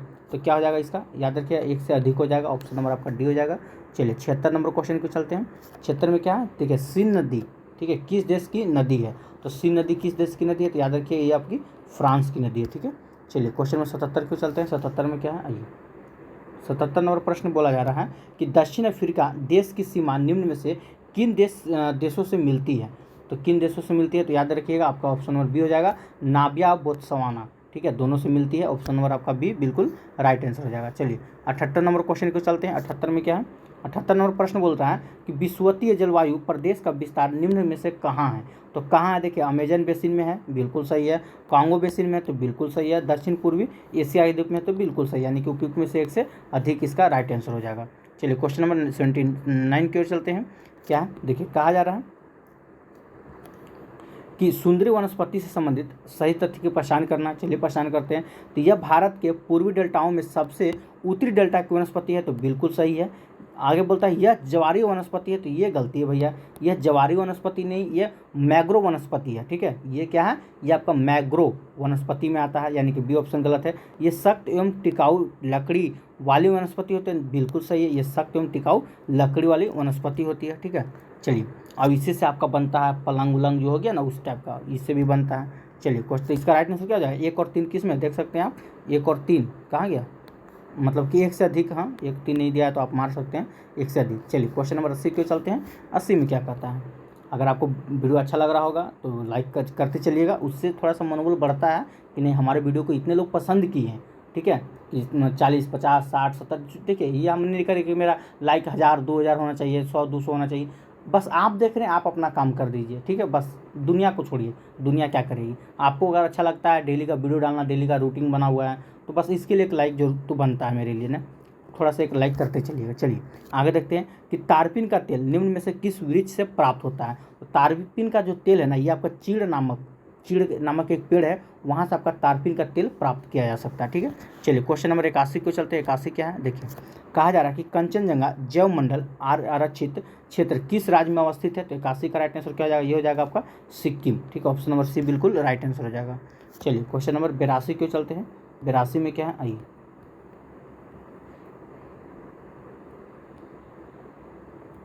चलिए 82 नंबर बोलता है कि लद्दाख पर्वत श्रेणी निम्न में से किसके अंतर्गत आता है। ठीक है, तो ये किसके अंतर्गत आता है, तो ट्रांस हिमालयन के अंतर्गत आता है। ठीक है, चलिए 83 नंबर क्वेश्चन देखते हैं। 83 कहा जा रहा है कि निम्न में से किस देशांतर को अंतर्राष्ट्रीय तिथि रेखा कहते हैं। तो सबको पता है 180 डिग्री को अंतर्राष्ट्रीय तिथि रेखा कहते हैं। ठीक है, चलिए अगला क्वेश्चन देखते हैं। चलिए अगला क्वेश्चन को चलते हैं। क्वेश्चन नंबर आपका कौन हो जाएगा, यहाँ हो गया क्वेश्चन नंबर 84। 84 में क्या है कि आकार में उसी मेजर निम्न में क्या है। ठीक है, तो 84 का राइट आंसर क्या हो जाएगा। ठीक है, चलिए तो ये सब आपका ज्योग्राफी यहाँ से ना, ज्योग्राफी का भी चल रहा है। तो 84 का राइट आंसर क्या हो जाएगा, तारामंडल। ठीक है, ऑप्शन नंबर सी हो जाएगा। अगला क्वेश्चन देखते हैं। क्वेश्चन नंबर 85 क्या है, 85 है कि मैकमोहन रेखा, ठीक है, किन देशों के बीच की सीमा रेखा है। तो मैकमोहन रेखा किस देशों के बीच की सीमा रेखा है, तो सबको पता होगा। मैकमोहन बोले तो भारत और चीन के बीच में, ऑप्शन नंबर क्या हो जाएगा, बी। ठीक है, चलिए अगला क्वेश्चन देखते हैं। 86 नंबर क्या कह रहा है, 86 नंबर है कि निम्न में किस देश का क्षेत्रफल भारत से कम है। मतलब किस देश का क्षेत्रफल जो है वो भारत से कम है, तो इसका हो जाएगा आपका अर्जेंटीना। ठीक है, ऑप्शन नंबर सी बिल्कुल सही हो जाएगा। अगला क्वेश्चन क्यों चलते हैं, क्वेश्चन नंबर 87 में क्या है, आइए 87 बोलता है कि केबुल लामजाओ नेशनल पार्क भारत के किस राज्य में। ठीक है, तो भारत किस राज्य में, तो इसका राइट आंसर हो जाएगा मणिपुर। चलिए 88 नंबर क्वेश्चन को चलते हैं। 88 में क्या है, भारत की सबसे लंबी अंतर्राष्ट्रीय सीमा किस देश के साथ लगती है। ये मोस्ट इंपॉर्टेंट, अब VVI इसको कर लीजिएगा। ठीक है, यहाँ से क्वेश्चन तो पूछता है। तो भारत की सबसे लंबी अंतर्राष्ट्रीय सीमा किस देश के साथ लगता है, याद रखिए बांग्लादेश। ठीक है, लिख देते हैं आपको, बांग्ला देश के साथ लगता है। ठीक है, पहली बात। अच्छा कितना किलोमीटर, तो याद रखिए 4096 किलोमीटर। 4096 किलोमीटर जो है आपका भारत की सबसे लंबी अंतर्राष्ट्रीय सीमा जो रेखा है वो बांग्लादेश के साथ लगती है, 4096 किलोमीटर। अगर राज्य की बात किया जाए कौन कौन सा राज्य, तो सुन लीजिए बता देते हैं। पश्चिम बंगाल पहला याद रखिएगा, पश्चिम बंगाल। दूसरा याद रखिएगा असम। तीसरा नंबर पर याद रखिएगा मेघालय। चौथा पे याद रखिएगा त्रिपुरा और पाँचवा पे याद रखिएगा मिजोरम। ठीक है, ये पाँचों याद रखिएगा। चलिए क्वेश्चन नंबर हम चलते हैं 89 को। बोलता है पंबन द्वीप। ठीक है, पंबन द्वीप जो है ये कहाँ है, तो ये कहाँ स्थित है, तो इसका राइट आंसर क्या हो जाएगा, ये हो जाएगा आपका भारत और श्रीलंका के बीच में स्थित है। चलिए 90 नंबर क्वेश्चन देखते हैं। 90 में क्या है, 90 नंबर प्रश्न कहता है कि नर्मदा नदी निम्न में से किन दो पर्वतों के बीच भ्रंश घाटी से होकर बहती है। ठीक है, तो कहाँ से बहती है, तो विंध्य या सतपुड़ा से होकर बहती है। ठीक है, 90 का ये ले लीजिएगा। चलिए 91 नंबर क्वेश्चन देखते हैं कि चंबल नदी निम्न में से किसकी सहायक नदी है। तो चंबल नदी निम्न में से किसकी सहायक नदी है, तो 91 का राइट आंसर हो जाएगा यमुना। ठीक है, ऑप्शन नंबर सी हो जाएगा। अगला देखते हैं, निम्न में से किस जलप्रपात को भारत का न्यागरा कहा जाता है। तो किसको भारत का न्यागरा कहा जाता है, तो ये हो जाएगा आपका चित्रकूट जलप्रपात को, ऑप्शन नंबर आपका सी बिल्कुल राइट आंसर हो जाएगा। ठीक है, चलिए अगला क्वेश्चन को चलते हैं। 93 नंबर, आइए 93 नंबर क्वेश्चन क्या है, देखिए कहा जा रहा है कि अमृतसर एवं शिमला लगभग एक ही अक्षांश पर स्थित है। ठीक है, परंतु उनकी जलवायु में भिन्नता का कारण निम्न में से कौन सा है। तो कौन सा हो जाएगा 93 का, तो ये हो जाएगा आपका ऑप्शन नंबर ए, उनकी ऊंचाई में ही भिन्नता का कारण है। ठीक है, चलिए 94 नंबर क्वेश्चन क्यों चलते हैं। 94 नंबर क्या है, तो आइए देखिए 94 नंबर क्वेश्चन कहा जा रहा है कि निम्न में से कौन दुधारू भैंस की नस्ल है। ठीक है, तो भैंस की नस्ल पूछा जा रहा है भैया यहाँ पे, लेकिन यहाँ पे जो तो आपका ऑप्शन दिया हुआ है, ठीक है, गिर दिया हुआ है, साहिवाल दिया हुआ है, राठी दिया हुआ है। ये सब जो है ना, ये सब आपका गाय। ठीक है, ये सब किसका याद है, तो याद रखिएगा गाय की, ठीक है, नस्ल। ये सब जो है किसका है, तो ये सब गाय की नस्ल है। गिर गाय का आ जाता है, साहिवाल और राठी। तो यहाँ आपसे पूछा क्या जा रहा था भैया, भैंस के बारे में, लेकिन यहाँ तो आपका आंसर गाय में, तो यानी क्या हो जाएगा में से इनमें से कोई नहीं। चलिए अगला क्वेश्चन देखते हैं। 95 नंबर क्या कहता है, माकुर्ती चोटी, ठीक है, निम्न में से किस क्षेत्र की चोटी है। ठीक है, तो 95 का हो जाएगा आपका दक्षिण पर्वतीय क्षेत्र की चोटी, ऑप्शन नंबर सी बिल्कुल राइट आंसर हो जाएगा। चलिए 96 नंबर क्वेश्चन देखते हैं कि पश्चिम बंगाल, ठीक है, पश्चिम भारत के कितने पड़ोसी देशों के साथ सीमा बनाती है। ठीक है, तो याद रखिए ये 3 पड़ोसी देशों के साथ सीमा बनाती है। अगला क्वेश्चन देखते हैं 97 नंबर क्या है, आइए नीति धारा बहुत इंपॉर्टेंट है। नीति धारा कहाँ है, ठीक है, तो याद रखिए ये आपका उत्तराखंड में है। अगला क्वेश्चन देखते हैं, क्वेश्चन नंबर 98 में क्या कहता है। 98 नंबर क्वेश्चन है कि लूनी नदी किस राज्य में प्रवाहित होती है। देखिए यहाँ पे थोड़ा ध्यान दीजिएगा, किस राज्य में प्रवाहित बोल रही है ना, तो ये राजस्थान में से प्रभावित होती है, ठीक है, गुजरात, ये दोनों आ जाता है ऑप्शन में, ठीक है, एक से अधिक हो जाएगा। अच्छा, अगर हम थोड़ा सा बात कर लें कहाँ, तो राजस्थान का एक शहर है अजमेर। अजमेर के एक पर्वत है, अजमेर में कौन सा पर्वत है, अरावली पर्वत, नाम तो सुने ही होंगे आप लोग। अजमेर के अरावली पर्वत से निकलती है आपकी लूनी नदी, ठीक है। और लूनी नदी का एक और नाम है, ठीक है, एक और नाम से जाना जाता है लवन नदी, ठीक है। लूनी नदी को हम लवन नदी के नाम से भी जानते हैं, ठीक है। चलिए क्वेश्चन नंबर 99 में क्या कहता है, आइए चलिए, निम्न में से कौन, ठीक है, सतपुड़ा पर्वत श्रेणी का भाग है। तो सतपुड़ा पर्वत श्रेणी का भाग कौन है, तो 99 का राइट आंसर क्या हो जाएगा, ठीक है, तो याद रखिएगा उपयुक्त में से एक से अधिक हो जाएगा। चलिए क्वेश्चन नंबर 100 की चलते हैं। 100 में क्या है, कहता है नर्मदा नदी का उद्गम निम्न में से कहाँ से हुआ है। नर्मदा नदी का उद्गम निम्न में से कहाँ से हुआ, तो 100 का राइट आंसर क्या हो जाएगा, ये हो जाएगा आपका, ठीक है, सतपुड़ा नदी, सतपुड़ा की श्रेणी। अगला क्वेश्चन देखते हैं, 101 नंबर क्वेश्चन क्या है कि भारत के किस भाग में सर्वाधिक दैनिक तापांतरक पाया जाता है, ठीक है, तो 101 का राइट आंसर क्या हो जाएगा, ये हो जाएगा ऑप्शन नंबर सी, ठीक है, राजस्थान के मरुस्थलीय क्षेत्र में पाया जाता है।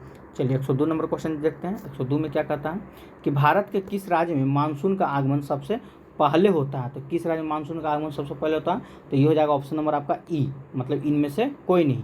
क्यों, क्योंकि भैया ये होता है आपका केरल राज्य में, ठीक है, ऑप्शन नंबर आपका हो जाएगा ई, और राज्य याद रखिएगा केरल।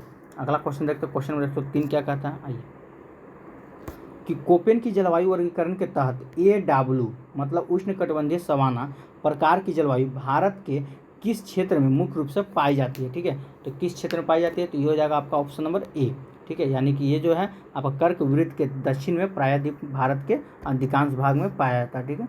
चलिए क्वेश्चन नंबर 104 को चलते हैं। 104 में क्या है, आइए, 104 नंबर क्वेश्चन आप देख सकते हैं कि बिहार में जनजाति का बिहार की कुल जनसंख्या का कितना प्रतिशत है, यानी बिहार में जनजातियों का बिहार के कुल जनसंख्या का कितना प्रतिशत है, तो याद रखिए 1.3%, ठीक है। चलिए क्वेश्चन नंबर 105 की चलते हैं। कह रहा है कि बिहार राज्य में न्यूनतम पुरुष साक्षरता दर वाले जिला पूछा है, तो जिला कौन है भैया, तो जिला में तो पूर्णिया आता है, ठीक है, जिला में कौन आता है, तो पूर्णिया आता है, तो पूर्णिया तो नहीं दिया हुआ है, ठीक है, तो पूर्णिया इसका क्या हो जाएगा, क्योंकि इनसे कोई नहीं। अगला क्वेश्चन क्यों चलते हैं, 106 नंबर क्या है कि भारत में, ठीक है, भारत में स्थित प्रमुख मत्स्य ग्रहण पोताश्रय कहाँ है, तो ये कहाँ है, तो सबसे ज़्यादा आपका कोचीन में, ठीक है। चलिए क्वेश्चन नंबर 107 को चलते हैं। 107 कहता है कि बिहार में प्राय कैसी मिट्टी पाई जाती है, तो बिहार में जो है प्राय कैसी मिट्टी, बिहार में नहीं, भारत में सबसे ज़्यादा जो है ना जलोढ़ मिट्टी पाया था, तो आंख बंद करके मारिए जलोढ़ मिट्टी। आगे चलते हैं, 108 नंबर क्वेश्चन क्या कहता है कि बिहार की लगभग कितनी भूमि के अंतर्गत कृषि के अंतर्गत जाती है, मतलब बिहार की लगभग कितनी भूमि ऐसी है जो कृषि के अंतर्गत जाती है, तो 108 का राइट आंसर क्या हो जाएगा, तो 3/4, ठीक है। चलिए क्वेश्चन नंबर 109 पे चलते हैं। 109 में क्या है कि भारत का सुदूर पश्चिमी बिंदु, देखिए सुदूर पश्चिमी बिंदु पूछा जाता है, ये हो जाएगा आपका ऑप्शन नंबर सी हो जाएगा, 68 डिग्री 7 पूर्वी देशांतर गुजरात से लिया गया है। पश्चिम बोले पूर्वी बोलता तो आपका यहाँ हो जाता आपका क्या नाम है उसका, पूर्व असम के सिलचर से, ठीक है। चलिए अगला क्वेश्चन चलते हैं। 110 नंबर क्वेश्चन क्या है कि भारत में कुल्लू घाटी निम्न में से किस खेती के लिए प्रसिद्ध है, तो इसका आंसर आप लोग को बताना है, ज्योग्राफी वाले जितने भी स्टूडेंट हैं, ठीक है, एक बार जम के आप लोग आंसर बता दीजिए और सेशन को लाइक जरूर कर दीजिएगा। चलिए यहाँ से हम लोग शुरू करने जा रहे हैं राज्य व्यवस्था, ठीक है। चलिए आइए तब राज्य व्यवस्था क्यों चलते हैं, इससे पहले थोड़ा सा हम पानी पी लें। चलिए यहाँ से शुरू करने जा रहे हैं हम लोग राज्य व्यवस्था। तो क्या है, सबसे पहले प्रश्न है आपका रेगुलेटिंग एक्ट के बारे में। रेगुलेटिंग एक्ट 1773 के तहत प्रभावित उच्चतम न्यायालय में कुल कितने न्यायाधीशों की उपस्थिति का प्रावधान है, ठीक है, तो कितने हैं, तो याद रखिएगा 4 हैं, ठीक है। चलिए 112 नंबर क्वेश्चन को चलते हैं। कहा जा रहा है कि सुधार अधिनियम 1786 से संबंधित मुख्य बात निम्न में से कौन सी है, चलिए देखते हैं। पहला है कि गवर्नर जनरल को अपने परिषद के निर्णय पर वीटो का अधिकार दिया गया है, तो बिल्कुल दिया गया है भाई।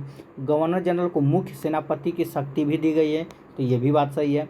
बोर्ड ऑफ कंट्रोल और उसके कर्मचारियों का वेतन भारतीय राजस्व से देने का प्रावधान किया गया है, तो ये भी बिल्कुल सही है, यानी कि हम कह सकते हैं इसका राइट आंसर क्या आ जाएगा, उपयुक्त में से एक से अधिक हो जाएगा।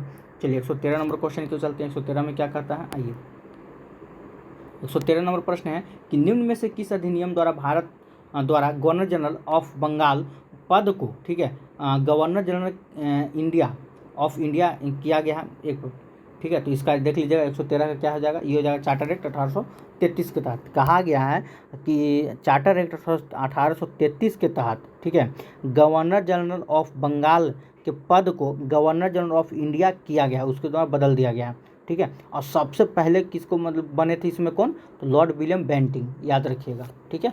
उनका कार्यकाल 1828 से लेकर 1835 तक का था, याद रखिएगा, ये भी एक पॉइंट। चलिए क्वेश्चन नंबर 114 क्यों चलते हैं। 114 में क्या कहा जा रहा है, तो देखिए 114 में है कि किस अधिनियम द्वारा गवर्नर जनरल को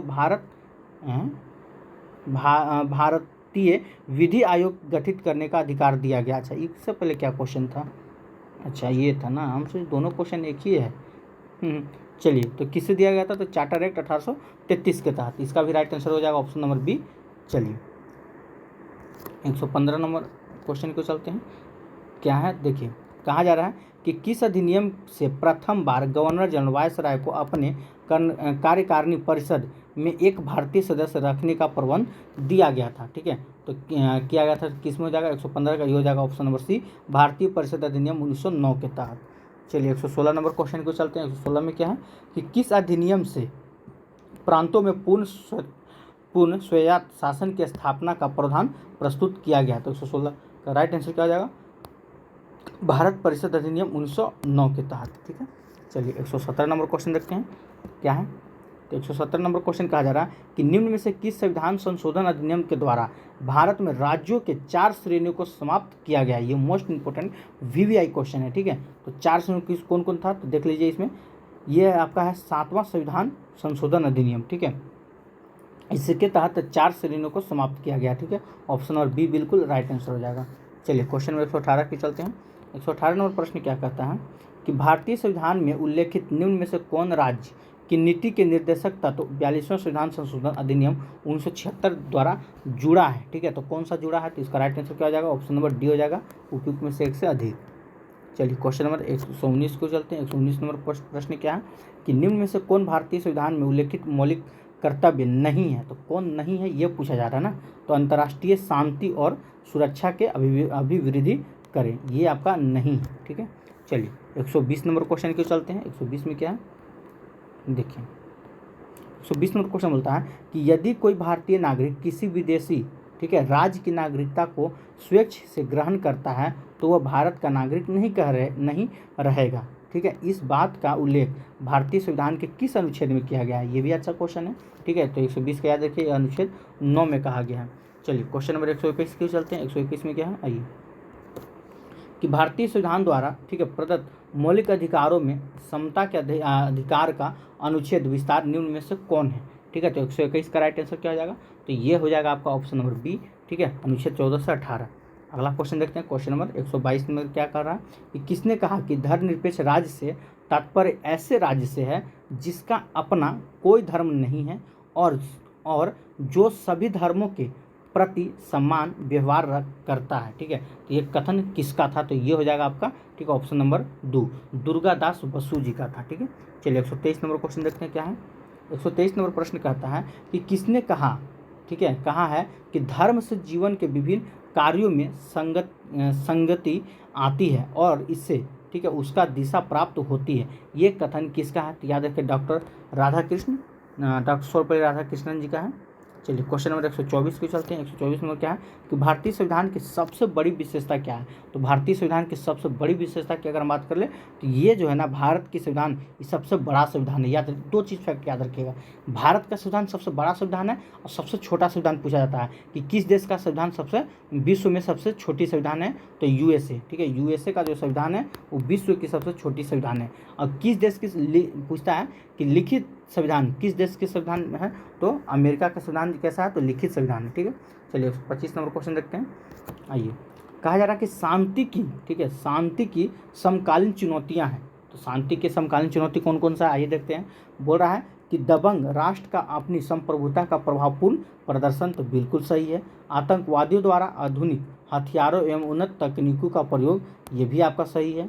ठीक है, वैश्विक समुदाय की, ठीक है, मुखदर्शिता, ये भी आपका सही है, यानी कि हम कह सकते हैं इसका राइट आंसर हो जाएगा एक से अधिक। ठीक है, चलिए 126 नंबर क्वेश्चन देखते हैं। 126 नंबर क्वेश्चन क्या है कि इस्लामी आतंकवादियों द्वारा न्यूयॉर्क स्थित वर्ल्ड ट्रेड सेंटर पर हमला किया गया था, तो कब? ये मोस्ट इंपॉर्टेंट नहीं, BVI नहीं कर सकते, लेकिन ये आपके नॉलेज के हिसाब के लिए ये बहुत अच्छा क्वेश्चन है। ठीक है, 11 सितंबर 2001 को यह हमला हुआ था। ठीक है, चलिए क्वेश्चन नंबर 127 को चलते हैं। 127 में क्या है कि भारत में विकास की अवधारणा का सशक्तिकरण हुआ। ठीक है, तो कब हुआ था? तो 127 का राइट आंसर हो जाएगा 1950 से लेकर 1960 के दशक में। ठीक है, चलिए अगला क्वेश्चन को चलते हैं। क्वेश्चन नंबर आपका हो जाएगा 128 में क्या है कि समाजवाद शब्द का प्रथम बार, ठीक है, उपयोग किया था, तो किसने किया था? तो ये हो जाएगा आपका रॉबर्ट ओवेन ने किए थे। ऑप्शन नंबर आपका ये बिल्कुल राइट आंसर हो जाएगा। चलिए अगला क्वेश्चन देखते हैं। क्वेश्चन नंबर 129 में क्या है, आइए देखिए। अगर आपको वीडियो अच्छा लग रहा हो तो थोड़ा लाइक जरूर कीजिएगा। अगर अभी तक आप हमारे चैनल को सब्सक्राइब नहीं किया तो चैनल को सब्सक्राइब कर लीजिएगा। चलिए देखते हैं 129 नंबर क्या है। देखिए ये जो क्वेश्चन है ना, अनुच्छेद, तो अनुच्छेद जितना भी इस बुक में दिया हुआ है इससे बाहर आपका नहीं पूछेगा, ये चीज़ जान लीजिएगा। जो भी अनुच्छेद दिया हुआ रहता है ना, जो BVI दिया रहता है, और देखिए कितना अच्छा BVI आपको हम बता रहे हैं। देखिए पहला है अनुच्छेद 124। अनुच्छेद 124 का संबंध किससे है? तो अनुच्छेद 124 का संबंध किससे, तो याद रखिएगा ये आपका हो जाएगा उच्चतम न्यायालय से है। आगे अनुच्छेद 52, तो अनुच्छेद 52 का संबंध किससे है? तो ये हो जाएगा आपका राष्ट्रपति से। ठीक है, चलिए अगला है अनुच्छेद 5, तो अनुच्छेद 5 का संबंध किससे? तो नागरिकता से है। अब एक है आपका अनुच्छेद 352, ये आपका आपातकाल से है। ठीक है, यानी कि ये हिसाब से आप देख लीजिए आंसर क्या हो जाएगा। एक का हो जाएगा 2, तो एक का 2 इसमें भी है, एक का 2 इसमें भी है। 2 का एक में 3 बोल रहा है, एक में 1 बोल रहा है, तो यहाँ पे क्या है 2 का आप देख सकते हैं अनुच्छेद 52, यानी कि अनुच्छेद 52 का संबंध किससे? राष्ट्रपति।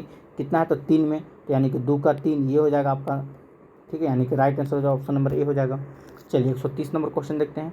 ये भी आपको मिलान करना है। चलिए देखते हैं क्या है, आइए मिलाते हैं। प्लेटो ये हो जाएगा आपका दार्शनिक, ठीक है, राजा थे, इसमें चला जाएगा। आगे है रोल्स, तो ये क्या थे आपका? तो ये हो जाएगा आपका ऑप्शन नंबर ये 4 में चले जाएंगे। ठीक है, आगे है बेंथम, तो ये हो जाएगा आपका ऑप्शन नंबर ए उपयोगितावाद थे। इस हिसाब से मिला लीजिए, देख लीजिए मार्क्स किस में चल जाएगा। ठीक है, तो ये हो जाएगा आपका ऑप्शन नंबर 2।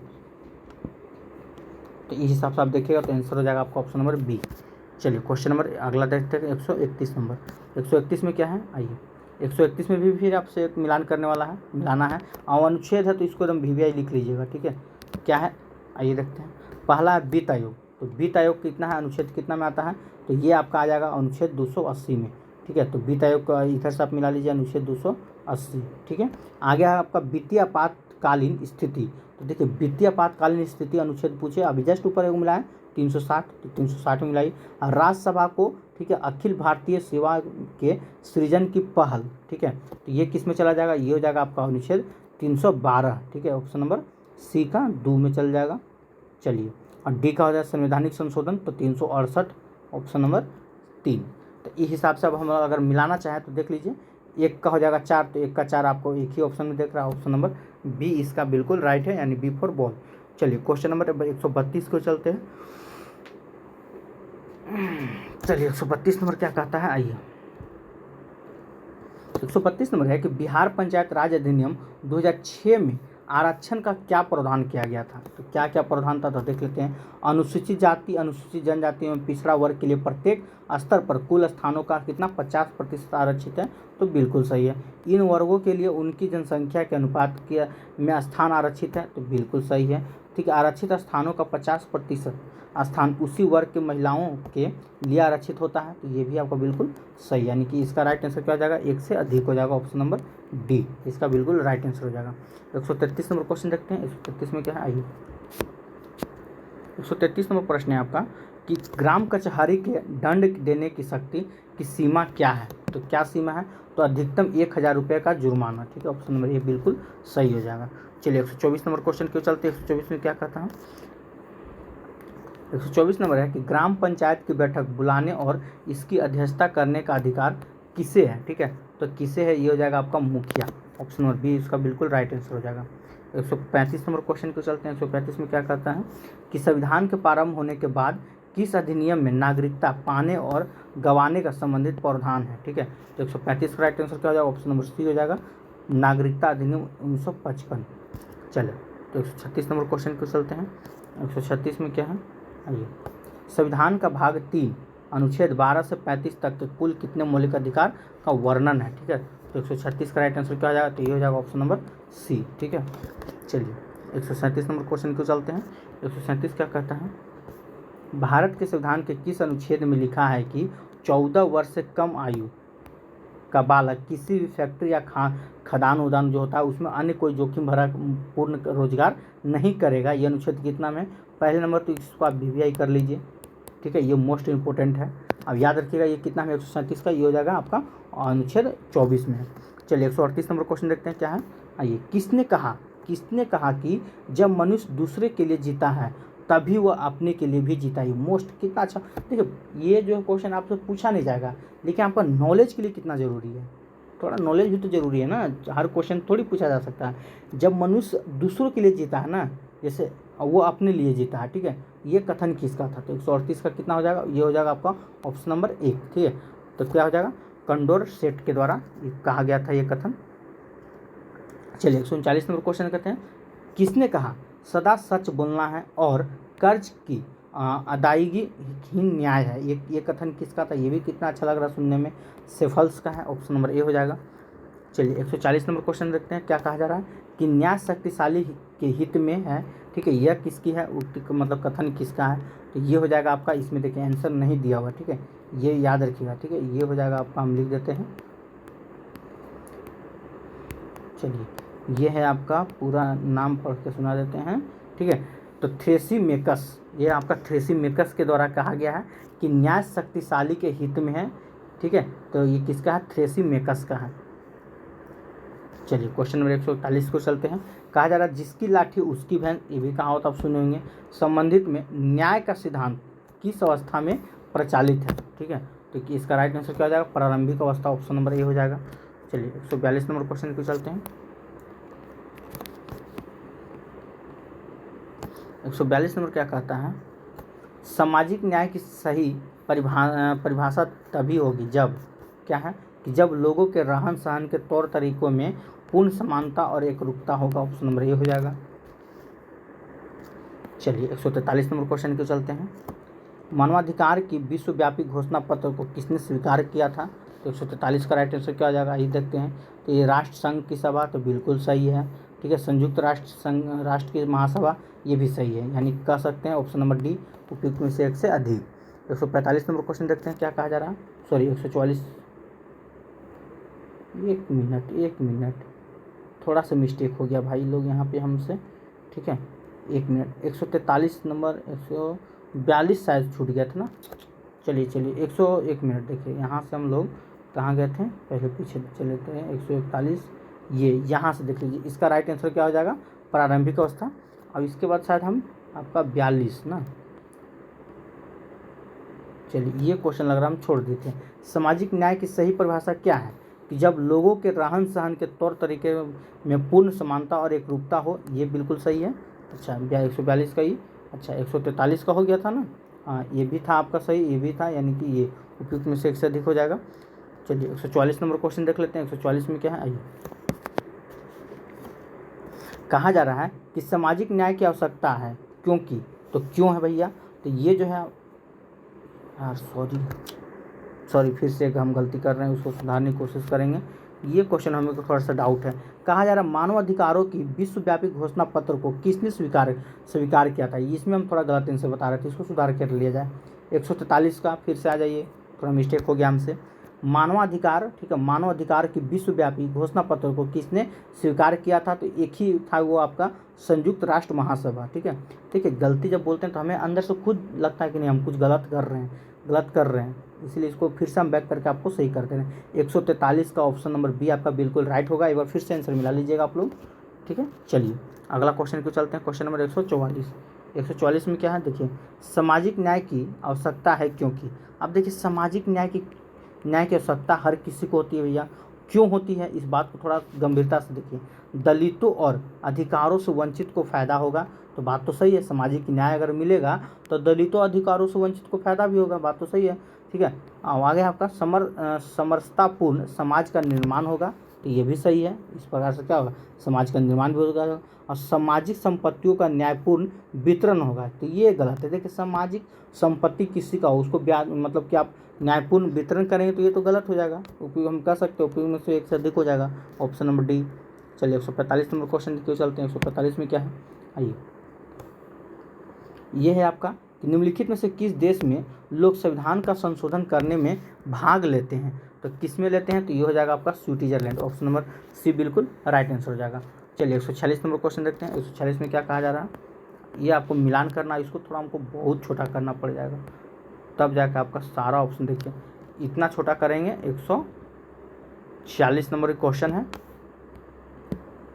देखिए ये आपका 146 नंबर क्वेश्चन है, ठीक है। और इसकी अगर हम बात कर ले, आइए देख लेते हैं। देखिए इसकी अगर हम इसका डायरेक्ट आप आंसर देख लीजिएगा, थोड़ा सा इसको हम बड़ा कर देते हैं, ठीक है। ये इसका जो है ना डायरेक्ट आंसर आप देख लीजिए, इसका ऑप्शन नंबर ए हो जाएगा। चलिए क्वेश्चन नंबर 147 को चलते हैं। 147 क्या है, ये भी आपको मिलान करना है, देखते हैं इसको। कह रहा है कि नए राज्य का गठन, तो नए राज्य का गठन तो भारतीय संविधान का अनुच्छेद 3 में है। नागरिकता, तो अभी जस्ट आपको हम थोड़ी देर पहले बताए थे नागरिकता, ये क्या हो जाएगा, ये हो जाएगा आपका भारतीय संविधान भाग 2 में है। अनुच्छेद पूछे तो अनुच्छेद 5, नागरिकता अनुच्छेद 5, भाग पूछे तो अनुच्छेद भाग 2, ठीक है। चलिए आगे देख लेते हैं, और इसको देख लेते हैं। इसका क्या हो जाएगा, मौलिक अधिकार, तो आप सबको पता है कि मौलिक अधिकार भैया भारतीय संविधान का भाग 3 में है, ठीक है। और प्रशासनिक अधिकरण की स्थापना, ये आपसे यहाँ अनुच्छेद पूछ दिया, तो अनुच्छेद हो जाएगा आपका 323 का ए में, ठीक है। चलिए इस हिसाब से जब आप आंसर मिलाइए तो ऑप्शन नंबर आपका ए हो जाएगा। अगला क्वेश्चन क्यों चलते हैं। क्वेश्चन नंबर 148 क्या कहता है, आइए, किसी विशेष दिन लोकसभा में अधिकतम कितने तारांकित प्रश्न पूछे जा सकते हैं, तो 148 का क्या हो जाएगा, ये हो जाएगा आपका option number B. 149 number question देखते हैं। 149 क्या है कि प्रथम श्रेणी के, ठीक है, जुडिशियल मजिस्ट्रेट को कितनी सजा देने की शक्ति होती है, ठीक है, तो कितनी होती है, तो इसका राइट आंसर क्या हो जाएगा, ये हो जाएगा आपका ऑप्शन नंबर बी, 3 वर्षों की सजा और, ठीक है, 10,000 रुपये का जुर्माना देने की शक्ति होता है, ठीक है। चलिए 150 नंबर क्वेश्चन देखते हैं। 150 क्या कह रहा है कि चुनाव के समय किसी चुनाव क्षेत्र में चुनाव प्रचार कब बंद करना होगा, ये क्वेश्चन का आंसर आप लोग भी आई है, इसका आंसर आप लोग ज़रूर दीजिएगा, ठीक है। चलिए तो इसका आंसर आप लोग को देना है, ठीक है। चलिए इकोनॉमिक्स वाले और लिख दीजिएगा, ठीक है, इकोनॉमिक्स लिख के ही ECO कर दीजिएगा, और उसके बाद क्वेश्चन नंबर 150 उसका आंसर आप लोग को देना है इस टाइप का, ठीक है। चलिए यहाँ से हम लोग अर्थशास्त्र की शुरुआत करने जा रहे हैं, आइए। चलिए दोस्तों यहाँ शुरू करने जाते हैं, तो हम लोग इकोनॉमिक्स शुरू करते हैं। चलिए एक बार वीडियो को आप लोग लाइक कर दीजिएगा। आइए देखते हैं क्या है। देखिए पहला प्रश्न है आपका कि बिहार जाति सर्वेक्षण 2023 में प्रति 6,000 से कम कमाई करने वाले 94 लाख परिवारों को किस योजना के तहत 2 लाख रुपये, ठीक है, एकमुश्त लाभ देने की घोषणा किया गया था, तो कौन सा योजना था, तो ये याद रखिए लघु उद्यमी योजना, इसके तहत 2 लाख रुपये देने का प्रावधान दिया गया था। चलिए 112 नंबर क्वेश्चन देखते हैं। 112 नंबर क्वेश्चन क्या है कि कहा जा रहा है कि किसान क्रेडिट कार्ड योजना के संदर्भ में निम्नलिखित में से गलत कथन को चुनना है, तो कौन सा गलत कथन है, तो कहा जा रहा है इस योजना की शुरुआत 1995 में की गई थी, ठीक है, तो यही आपका गलत है, इस योजना की शुरुआत 1995 में नहीं किया गया था, ठीक है। आइए देखते हैं इसका कब। चलिए तो इसकी शुरुआत कब हुआ था, तो याद रखिए 1998 में हुआ था, ठीक है, ये याद रखिएगा। किसान क्रेडिट कार्ड योजना की शुरुआत कब हुआ था, 1998 में हुआ था। चलिए अगला क्वेश्चन देखते हैं। 112 हो गया। 113 क्यों चलते हैं। 113 में क्या है, देखिए 113 नंबर प्रश्न कहा जा रहा है कि फरवरी 2023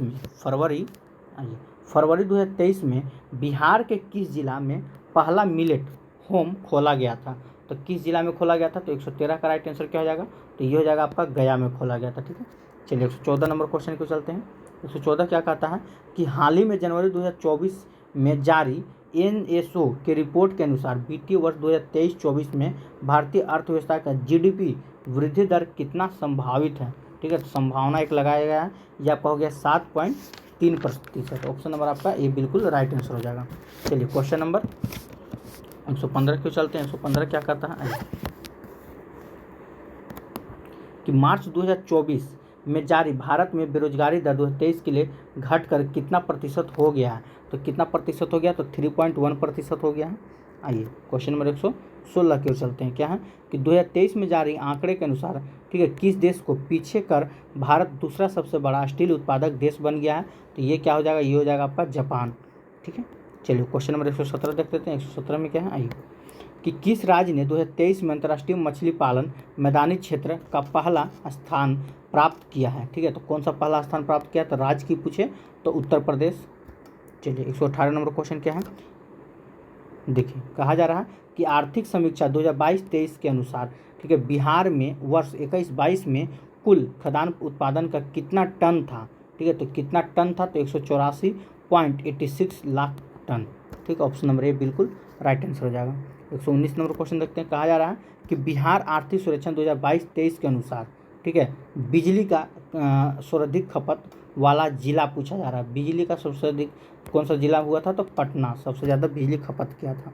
120 नंबर क्वेश्चन देख लीजिए। 120 में क्या है, ठीक है, कि सकल मूल्य वर्धित जीवीए और सकल घरेलू उत्पाद जीडीपी के बीच संबंध बताना है आपको। सही कौन सा हो जाएगा, तो इसका हो जाएगा आपका 120 का उपयुक्त में से एक से अधिक। 121 नंबर क्वेश्चन देख लेते हैं। 121 क्या कहता है कि वित्तीय वर्ष 2017-18 से 2021-22 तक बिहार सरकार में ग्रामीण विकास पर औसत खर्च किया, तो कितना किया भैया ग्रामीण विकास पे, तो कुल बजट का मात्र 10%। ठीक है, चलिए आगे देखते हैं। 122 में क्या है, 122 प्रश्न बोल रहा है।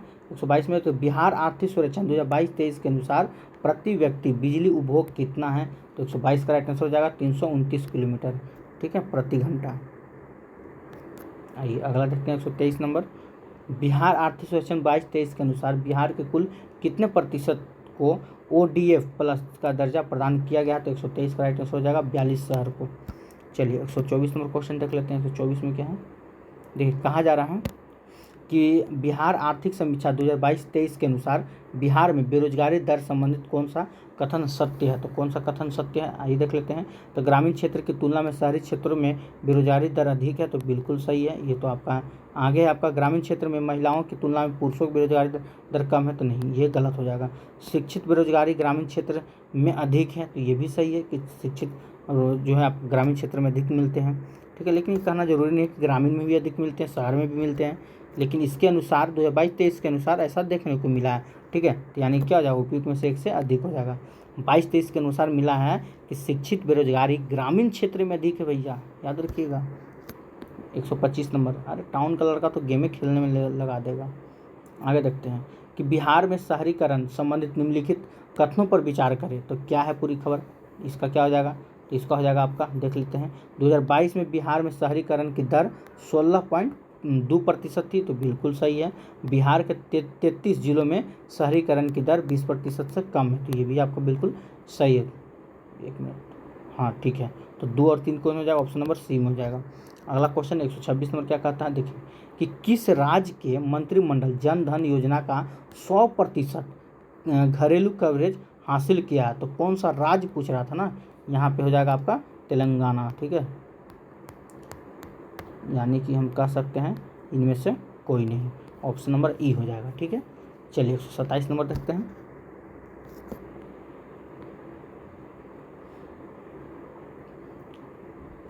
कह रहा है कि स्टैंड अप इंडिया योजना के संबंध में निम्नलिखित कथनों पर कौन सा सही है, तो स्टैंड अप इंडिया योजना को 5 अप्रैल 2023 को 9 साल पूरे हो गए। ये तो पहला गलत पूछा, सही पूछ रहा है, तो ये हो जाएगा आपका गलत।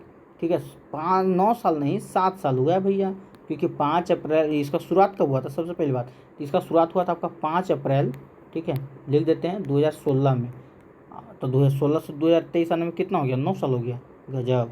चलिए 18 वर्ष से अधिक आयु की महिलाएं और अनुसूचित जाति अनुसूचित जनजाति के उद्यमी योजना के लिए पात्र है, तो ये आपका बिल्कुल सही है। ठीक है, केवल यानी कि 2 सही है, एक आपका गलत है।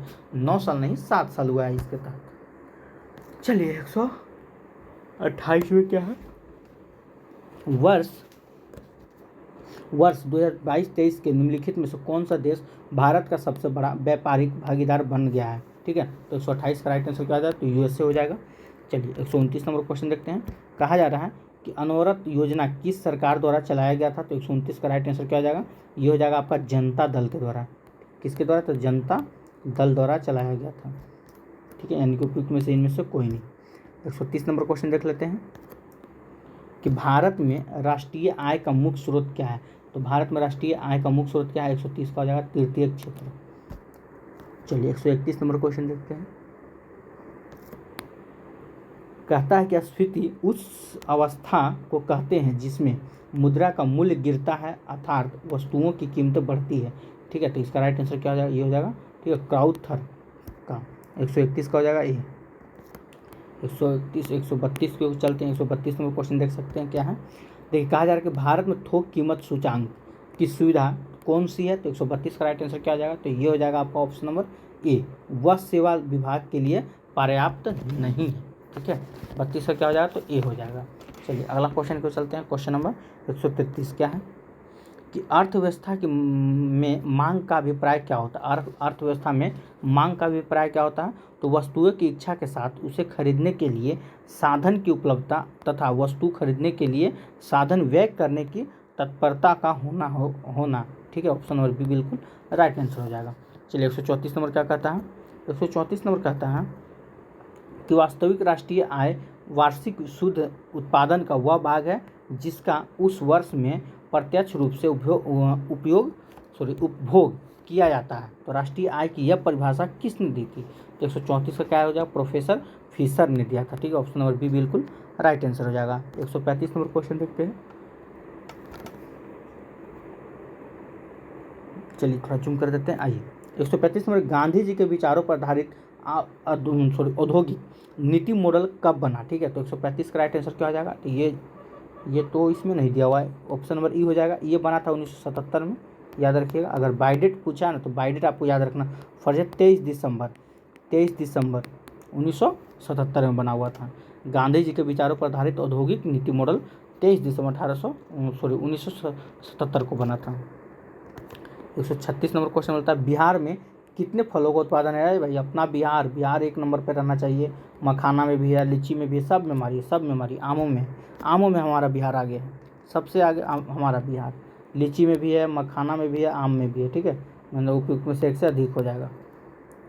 चलिए 137 नंबर क्वेश्चन देखते हैं कि देश के कुल लीची उत्पादन का कितना प्रतिशत बिहार में होता है, ये भाई ये तो पोले खोल देगा बिहार के, कितना प्रतिशत करता है बिहार, 137 का हो जाएगा आपका टोटल 70% बिहार करता है लीची उत्पादन, इसीलिए बिहार को नंबर 1 पर माना जाता है, याद रखिएगा।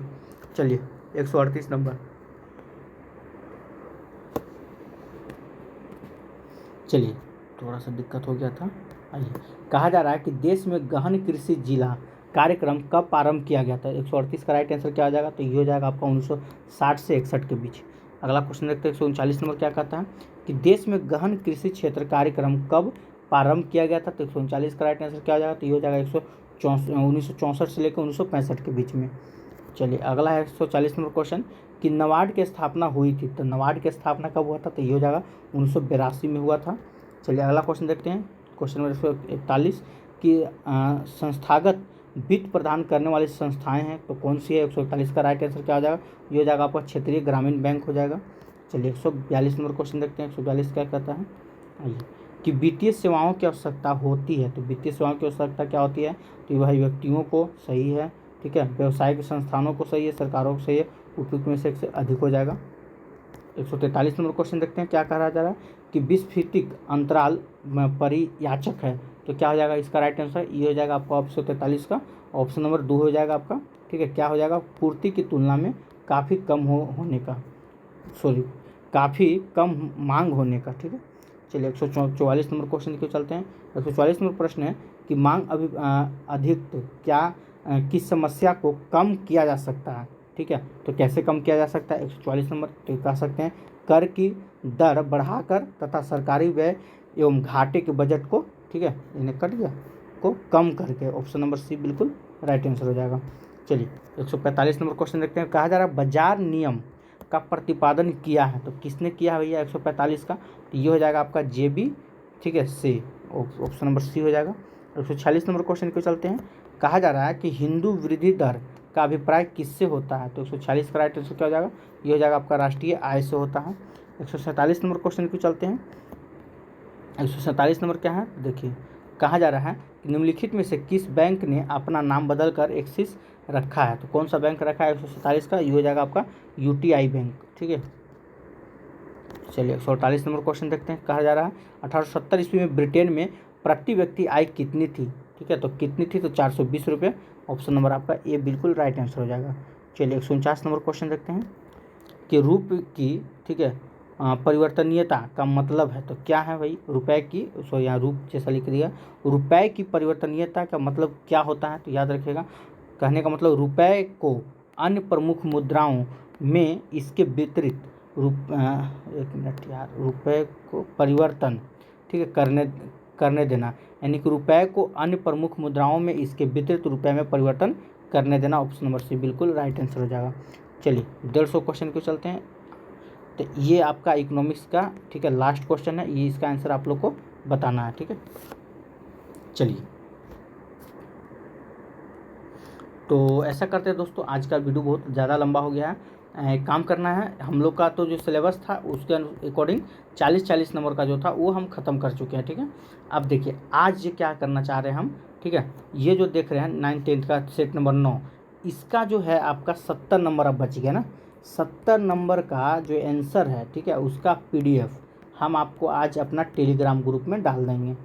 ठीक है, ध्यान सुनिए, इसका 1 से लेकर, ठीक है, 1 से लेकर 70 तक का जो क्वेश्चन है उसका आंसर PDF जो भी होगा, PDF हम आज अपना टेलीग्राम ग्रुप में डाल देंगे। दोनों ग्रुप में, बॉयज़ का अलग, गर्ल्स का अलग। आप सबको पता होगा हमारे पास 2 ग्रुप है, बॉयज़ लोग का अलग है, गर्ल्स लोग का। जो भी गर्ल्स है उनके लिए स्पेशल ग्रुप बना हुआ है अलग से, उनके लिए अलग ग्रुप में डाल दिया जाएगा, तो आप देख लीजिएगा। ठीक है, चलिए तो आज के लिए क्षमा चाहते हैं, आज थोड़ा दूसरा एक काम था, तो आज ये क्लास को यहीं बंद करना पड़ेगा, और इसका जो भी होगा PDF आंसर का हम वो आपको डाल देंगे। ठीक है, तो आज के लिए इतना ही। अगर वीडियो आपको अच्छा लगा तो वीडियो को लाइक कीजिएगा, चैनल को सब्सक्राइब कीजिएगा, इससे ज़्यादा से ज़्यादा शेयर जरूर कीजिएगा।